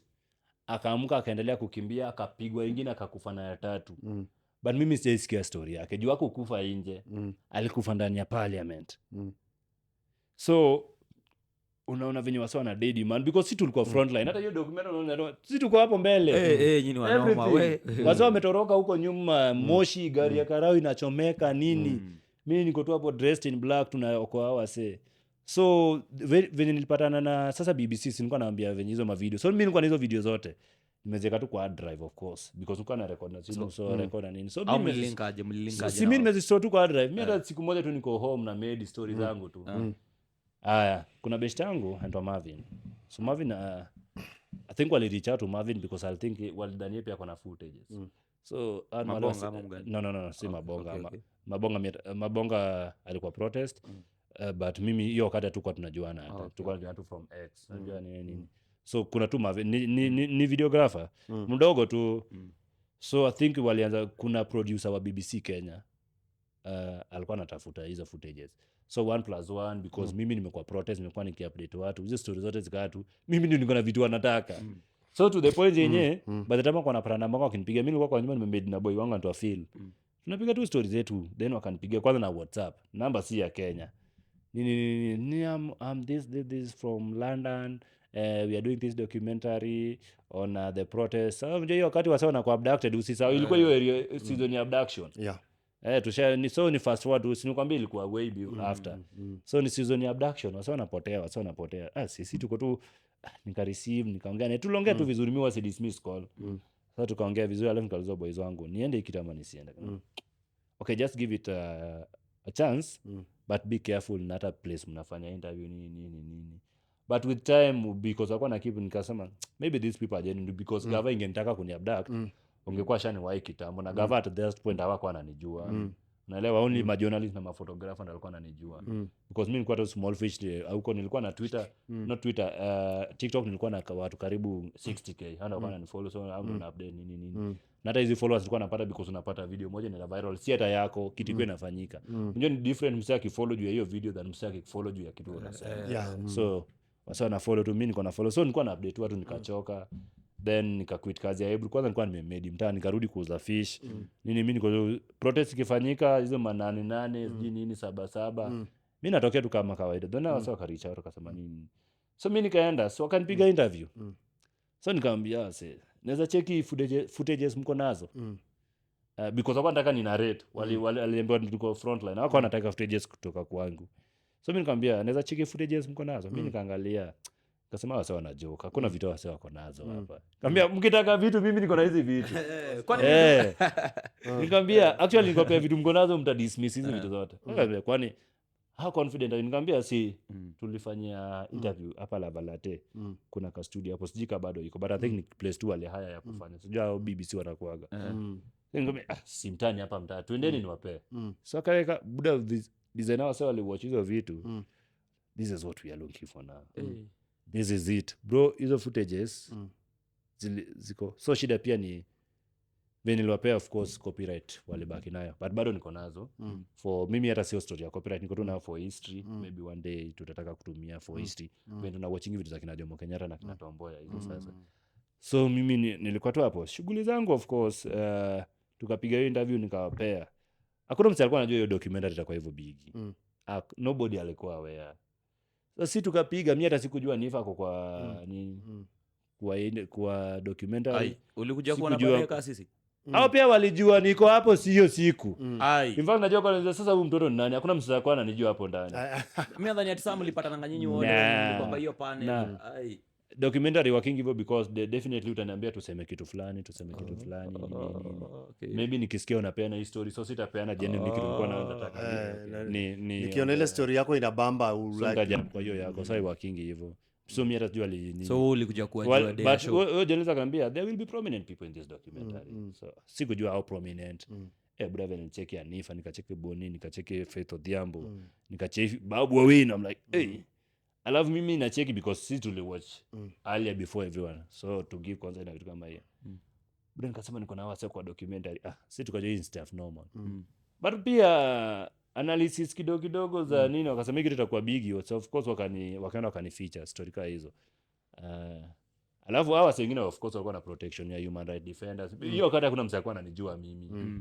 So kanambia nini by the time saa 3 inafika asubuhi on April 20th, ilikuwa released on April 28th. By the time saa 3 inafika manze #Ademba 16,000 tweets. I'm like where? Nikamua hii ndio time yangu because nimeshindwa kublow on Twitter. Wacha ni jump on it, account yangu nikaanza kuwa active ni engaging. By the time nilikuwa namaliza nilikuwa karibu 18k. Ndio nikapush peke yangu. Sasa niko 43 sina nini Twitter. But yeah. Hizo zingine nilikuwa na following. Nilikuwa na Instagram nilikuwa na following all along, but nilichange kwa yangu ya biz. So Instagram yangu huwezi jua hiyo nilichange. Ni a biz, totally a biz, everything nilichange. Hata when you can follow kitambo ndo unajua this used to be my account na vitu kama hizo. So hivyo ndo Blood Parliament ilifanya, na Blood Parliament ilichange life yangu all along. Sasa wewe unajua kwanza wewe tulikuanga na wasiwasi wewe kwa kila mtu juu sasa hapo tunaona Boni hivyo tu vile umesema au wako protected at least na human rights. Kuna hii jango tunaangalia tu Ademba because unajua Ademba tu kamera ikizimwa hapa wanaanza kuongea shit. But okay, nilikuwa na network because of place after kuquit Ebru nienda kwa baraza. I don't know kama ile baraza la bila Baraza Media Lab is not a small, so through that nilikuwa na network zenye mimi sijui. Unajua sasa niko na best yako most definitely niko na network yako because mimi ni rafiki yako. So by the time kilikuwa inafanyika hata pia walishtuka because nilikuwa nishawashtua ile wakati wa protest because walikuwa na tena ni so I think walikuwa ngarada. So venye hili wakasema oh boys nini so wakani connect mbio man. So walinisaidia sana because that's why nakuanga like their child, nakuanga into nini. So hata sasa nikiona nafanya shughuli nao ni because wametoa mbali. So what protection will come through hiyo. Then of course the moment umeongelewa sana hata gava inakuanga imeogopa kukujia. Ushaipiga malapse ukaona nika unafua tu ukasikia hiyo ni normal. Hiyo kwanza hiyo wakati watu kokari imehappen mingi kushinda hizo zingine. Surveillance nini unafikiria surveillance ama ni kweli unasaviliwa? Surveillance, attempted arrest, infiltration, unaweza tumua hata DMC. So infiltration nini of course unatumua jirani hapo unaishi na yeye anafanya best yako. Mademo wako mimi niko na buddies bro. Mimi nimepata hii tuko gari nimepata buddies design nyingine. Majenzi buddies. Hujatumiwa kama moja na gava? mi nakwanga rada msee. Si unamalizana nako alafu nakatuma kwa Ruto. labda hiyo ndio alikuwa Nakwambia, tu ambie Ruto. labda hiyo ndio alikuwa ametumiwa hiyo.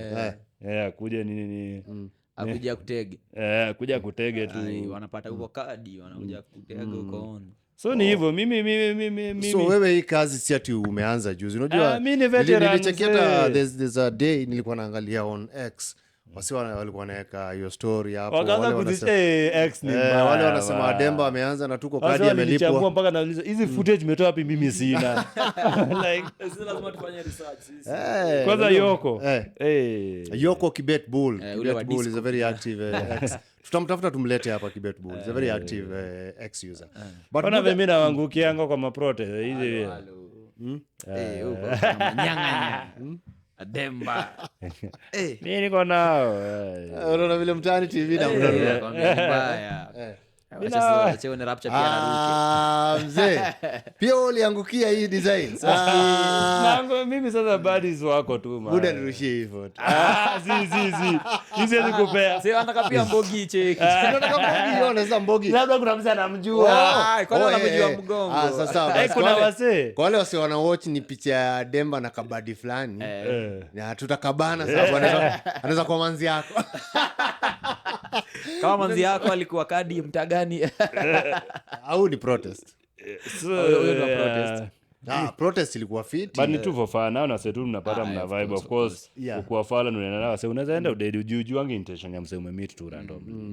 Unaweza meet mse random kumbe ni NIS. Yeah. Ama hata ni CIA ametumwa kukuprompt wewe unachanga tu mambo yako inaenda vizuri kumbe ni una date CIA. Unasema ati baadaye ningetaka kufungua biashara kidogo kidogo ati babe tumepata resources. So wanakutumia gari. Sasa ndio nawasema infiltration. Yeah, and Ruto is the baddest when it comes to infiltration. Na infiltration happen Kenya pekee. You know what happens? But ikikuja kwa politics za Kenya, Ndio nakwambia actually naongelea politics za Kenya. What happens that most people don't know is ukisikianga msee wanaita msee NIS nini. Some of them are actually true. So what happens is bodies outside Kenya might be interested in what you do and maybe they might want you to be their proxy or something. So they might be platforming you vitu kama hizo. Unajua kama mimi yangu imeanza all the way from huko. So mtu anasema nimekuwa platform vitu kama hiyo. But these people unaweza pata sinyi hapa wote mmewatch story ya venye Gaddafi aligo down. Mwenye alimaliza simse mwenye mai work na yeye. So ni hivyo ndio hizi stuff. Mama demo alikuwa anaandika. So hizi ma NIS pia NIS ya Kenya mira na feeling hata kunanga stuff wanadu. Hao wanawagindu wakati kuja kuabduct na nini. But of course ina work. But infiltration nakwambia endo fanya research vizuri venye na work. Lakini nilijuaga Garuto ni noma time ya Ruto versus Uhuru. Hiyo time yenye they had a problem and then Raila was part of the handshake. So Ruto ali-infiltrate the Uhuru base. Sivyo ndio alienda na Mount Kenya. Alienda na Mount Kenya yote because alikuwaga mjanja hivyo. So hata hii protest ya maboy yenye ilikuwa na happen Gen Z protest. Ruto alikuwa na a lot of infiltrators. I would say a lot of them were entertainers. Na entertainers since I know their style, nikishaanza kusikia tu statement jamaa anaijuanga. By the way, let's just check. What is Ruto's major problem? Ukishasikia tu hivyo mbaya vile guys. Sasa wametoka straight status because entertainers don't come like direct. They wanatumaga hints. Lazima mkanje kwanza. Wanatumaga hints because they know their fans love them. So but siku wanapitia siku hizi statement kama hiyo ukisema unapitia that's Indian baba na Kenya. Hapana, lakini bado watafanya. 2027 utacheki. Ni ngumu sana rapture. 2027 watadu mzee. Unaona mpaka wasi wakipatana na Kasongo State au hata au wenyewe wa post. Bro, wasanii wanangoja kushikana mbogi. Let me tell you the truth. Once msanii aone ule ni comedian, huu ni rapper, huu na sisi wote ni wakubwa, wataanza kukam. They'll become a big group. Si wataweza kujitetea. Uone venye juzi alipeleka review yako mbio Obina. Obina alipelekwa Siaka, hata sasa bado anapelekwa Siaka. So mimi nakwambia Kenya wakiamua wakudai na wakudai. Mimi wezi niambia tutashikana. Wakenya wakiamua wakudai wakudai. Wanakuround mbaya. Sasa basi tukimalizia ungeniambia basi since wewe sasa ndio unafanya hiyo registration. Do you think the youth will overpower this generation? Ndaika tu the older millennials. Sasa ndio yake Gen X na older millennials. Older millennials sami ndajieka hapo. Millennials wenye wako in their 40s. All the way to 39 because millennials ni wengi. Sikuna millennials wako 32 millennials ni wengi sana from 32 to 46. wote ni millennials. And also remember hata when wako above 50 bado wako kwa voter register. Not that ati because hao ni wazee sasa watapiga kura. Sasa hao si ni Gen X. Sasa from 46 to around I would say 50 something. Now, what I can honestly say is whatever we are being fed is a lie that the youths are watatokea. That is what they want. The moment we people shaza to believe that the youths are watatokea. So what I'm trying to be optimistic about is I honestly believe that the same way the government didn't expect us to register for voting is the same way we are going to surprise them by turning up to vote. And the only way we are going to turn up is by the time that voting process inakam, tuta create FOMO, tuta make it fun, tuta make it interactive, tuta make it fun enough that hata kama uko na plan, you just want to be. And also because we are learned in nini, tutafanya everything. In fact, tunaambia watu, ukienda hapo, take less than 5 minutes ndio sisi wote to register at the end of the day. Sasa tumeenda hapo mtu mmoja ndio kuchukua 10 minutes. Unaelewa? Me, I honestly believe that the younger people are going to come out to vote in large numbers. Because we are also trying to correct the mistakes that happened in 2022.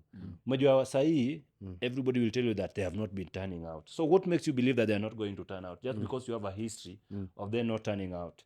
You never believe that they are going to be in streets in 2024, 2025. You never believe they were going to come out to vote. And still, on a conviction that they are not coming out to vote after even coming out to register, which you are not expecting them to do. You never expected them to be disconnected to politics. Niambie which generation of youths, younger people, wamekuwa disconnected to politics. Kwa hizo zote, just niambie which generation, millennials wasai, at this age, were they disconnected to politics? No. In fact, millennials mi waganaambia JMO is one of the generations zenye. Because you have to know that it is the millennials who fought in the post-election violence. Wacha tuanzie hapo. Because mi nilikuwa 27 your time. So, we were the young... Nilikuwa 27. Bro, we ni mzee. Mi ni mzee. Alikuwa 27 hiyo time. Mbona mzee?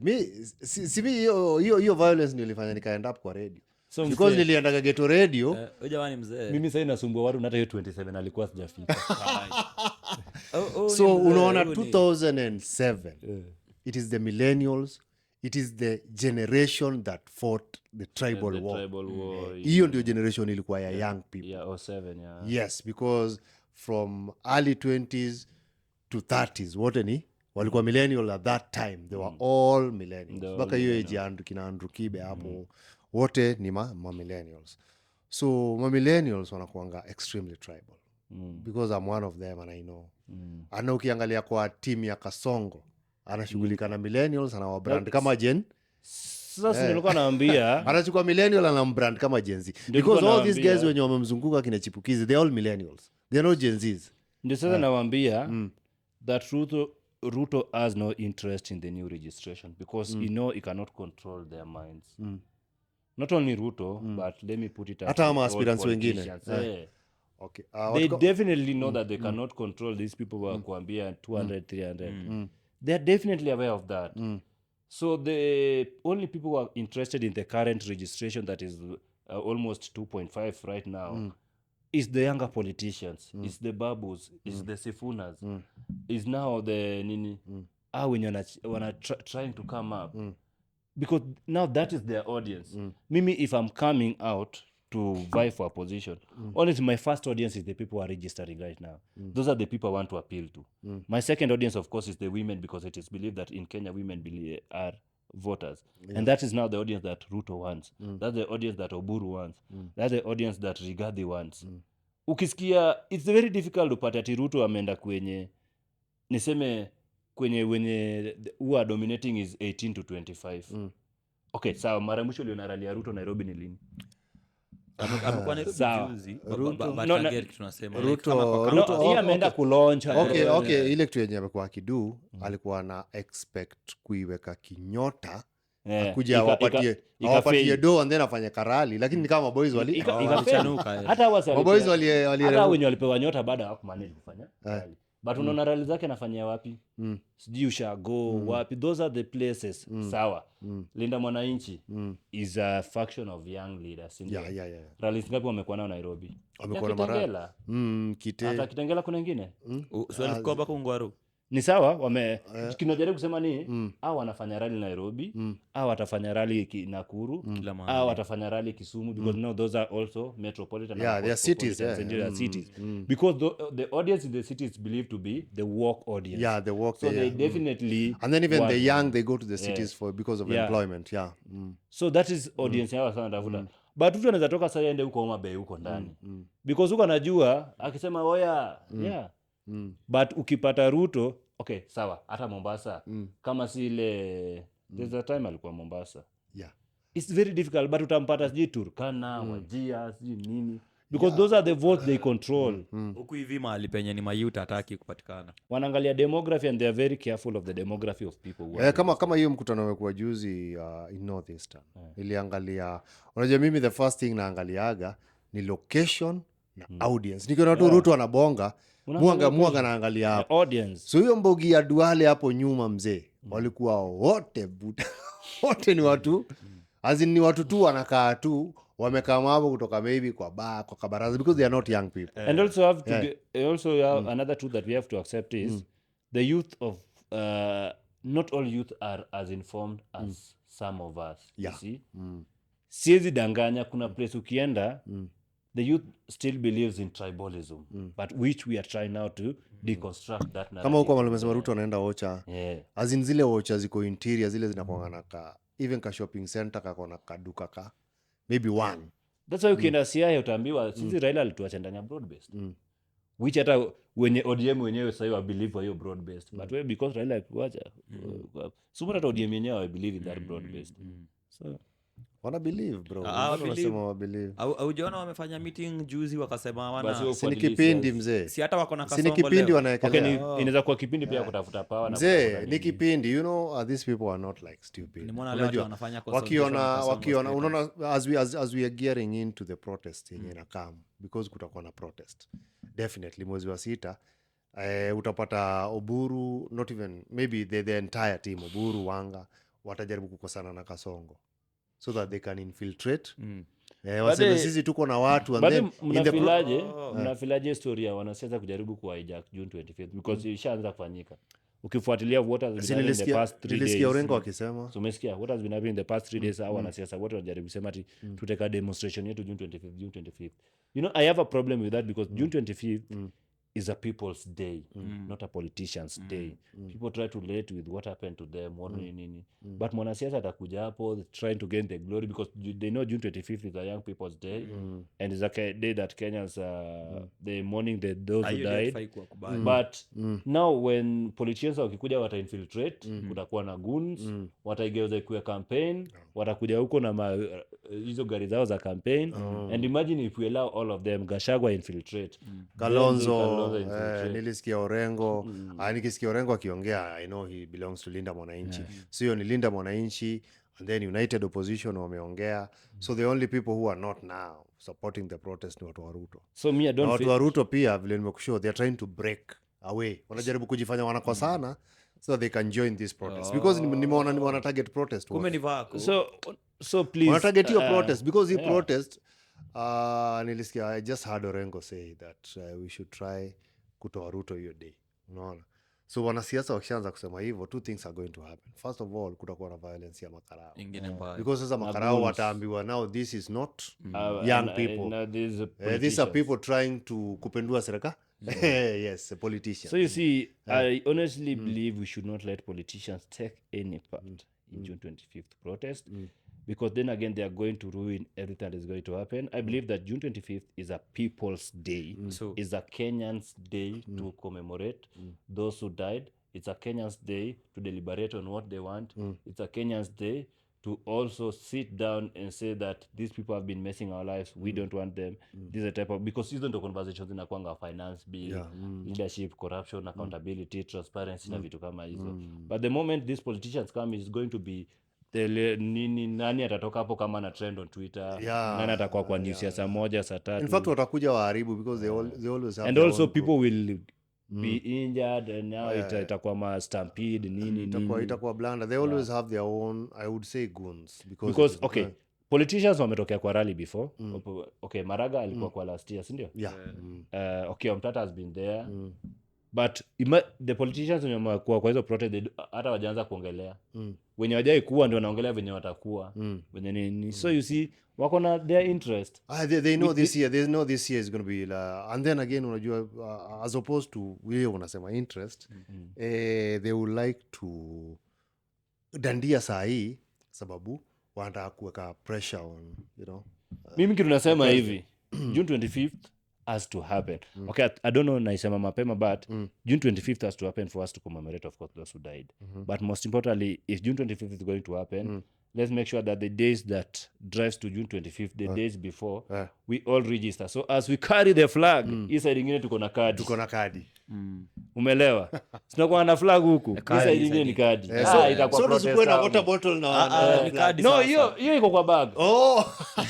Because unaambiwaga carry your water bottle, carry your flag and iPhone na Colgate. Yes. But now symbol has been the water bottle flag and and the normally is the water bottle flag na Colgate. Now kwa water bottle flag card. Water bottle flag card. Ukiangalia wase wanasema ati Kasongo haina haja tuandamane hii mwaka juu amebakisha tu mwaka moja tutulie tu. Au sasa ndio wako wengi. Kwanza sasa ukiingia pale Instagram. Let me tell you. Unaona kumbe umestudy Instagram they have studied Instagram ndio Kasongo ameinvest. Kwanza especially our mabadies. You know girls they were not going to so kuna hiyo msemo imejaa kila mahali ati ni aje si ni mwaka tu ya mwisho. Mwaka ya mwisho nini? Mwaka ya mwisho ni kusema nini? Kama anaweza enda saa hii tumkimbize kama mwizi wa baiskeli. So I would like also to tell the young people, ukisikia tu mtu anasema tu hiyo connotation, jua huyo ni mtu amelipwa. Huyo amenunuliwa na Kasongo because they are also celebrities. Kama vile umesema hawezi yaka picha, hawezi taka ku come out in the so wanaweza taka ku drive narratives. And that is not right. That is not right. Tunasema tu most of entertainers wata lose their careers. But Demba mimi naona tukuachilie mzee, naona mpaka umeanza kuiona. Nilikuwa tunataka kujua kama utasimama Kibra. Kama utasimama Kibra. Amesema ni Octopizzo. No. Yeah, Octopizzo of course. Octopizzo. But it's not a matter of Octopizzo. Octopizzo juu ni best yako ni mimi myself that. No, this is my personal advice. This is hii tu ni yangu. I don't know Octopizzo on a personal level. But I believe this is a good time for him to rebrand. Anze kujita Ohanga. Yeah, because the Octopizzo is tied to entertainment. And then sasa akianza kujiaddress. I'm just giving you like an idea of how watu wataona they are two different people. Because the Kenyan people, we have to tell them kuna Rapture Scientist na kuna Francis Kibe. Now Francis Kibe can run a company as a manager. But Rapture Scientist will always be a nikitumia hiyo jina. Jalango ako rebrand. Jalango remain Jalango. Lakini hiyo time we didn't there was no this story hii story ya wasanii wabaya. This time iko. This time akina Jalasa ndo amefanya mpaka sasa wasanii wanaangalia. Akina Jalasa ndio wameharibu. Wao ndio in fact hao ndio wameharibia Octo. Especially kwanza Jalasa juu Jalasa ndiye ameingia bunge kama new age politician. KJ tu. KJ najua ni wa kitambo but pia amefaka. But ikikuja kwa psychophancy, I'm not going to lie to you. Jalasa is the face of psychophancy. In this Ruto government. Jalasa ndio the face of psychophancy, especially young, I would say young politicians. Naweza ikabasha kifela za senator. Anibaye wase 10 JD 1 liter. Hiyo aone kama anza kuwa senator. Ati woni kana za kuwa senator. Wewe pia unakuwa na jokes. Jalasa kwa senator wa Nairobi. Unajua shida ya Nairobi ni oversight. Unajua Nairobi ni city buda. Nairobi is a capital city of the country. Jalasa pa. Hata Sifuna kuingia hapo ali have to fight and is a brilliant mind. But then Sifuna is a people's darling, Jalango is a people's enemy. Unaangalia lakini jo Ademba big up yourself mazee. Mimi na hope vile unasema hii shughuli yote ya uko kadi itakutoa blocks ndio. Kufungulia nominated MP. Hata si nominated, wewe hata ufai kunominatiwa. Ndio maana ulisikia nikikuuliza hizo rumors zako za kusimama huko hivyo area ya Kibera. Sasa wewe rumor umesikia. Ni rumor sama wewe unataka nibai. Acha nikuulize kitu mimi nauliza. Wewe unaweza mobilize hizi votes zote 2 million na Demba alafu utake nominated ya kina Karenzo. Surely. No my bad. Si ndio? Hawezi kuna mobilize watu wa register kama hautaki kitu mi naona hivyo na ni mambo na interest na kila kitu nini but So unachikiwa lazima aje tupeleke Karauri yo mama niende Kibra. peleka Karauri home. Sasa wale wasi wana watch unaweza taka kusupport Ademba, unajua in his business umesikia. Yes. Ademba unaweza wapatia, maybe you have a website, Mimi niko na namba ya simu wetu wapatie namba hizo story ya website ndio tena waanze kunikata transaction. Nataka do yangu na iona. Unajua niliona kama Linda Mwananchi, unaenda kwa Linda Mwananchi, that's where you donate. Unajua kuna wale nikokadi.com. unajua namba bro, unajua namba kuna kwa rahisi sasa. Unajua nilituma nikaona inaingia kwa jina yake. So mimi ukituma ni yangu. Mimi ukituma ni yangu, usi expect si pay bill. Sasa so pea mbogi. Tuweke mbana yako hapo hivi. Baada hata pay bill sijui hata uko na pay bill. Uko na bank gani? Mimi sina pay bill. Uko na bank gani? Niko na Equity Bank. So uko na Equity, uko na pay bill. Ile 247. 247. So definitely. Okay. Just 247 plus you are. So umekubali tuweke mbana yako hapa hivi wasi. Hapana. Wapatie. Kuna subscription mingi zinanikataa huko kwa bank hizi za masi Netflix nini pesa iende huko. Pesa ingie kwa M-Pesa 0743990726. Jina ni Ademba Alan. Sikileta ingine reverse 0743990726. Hello. Support Ademba Alan katika kazi yake. Tuko kali. Big up Alan.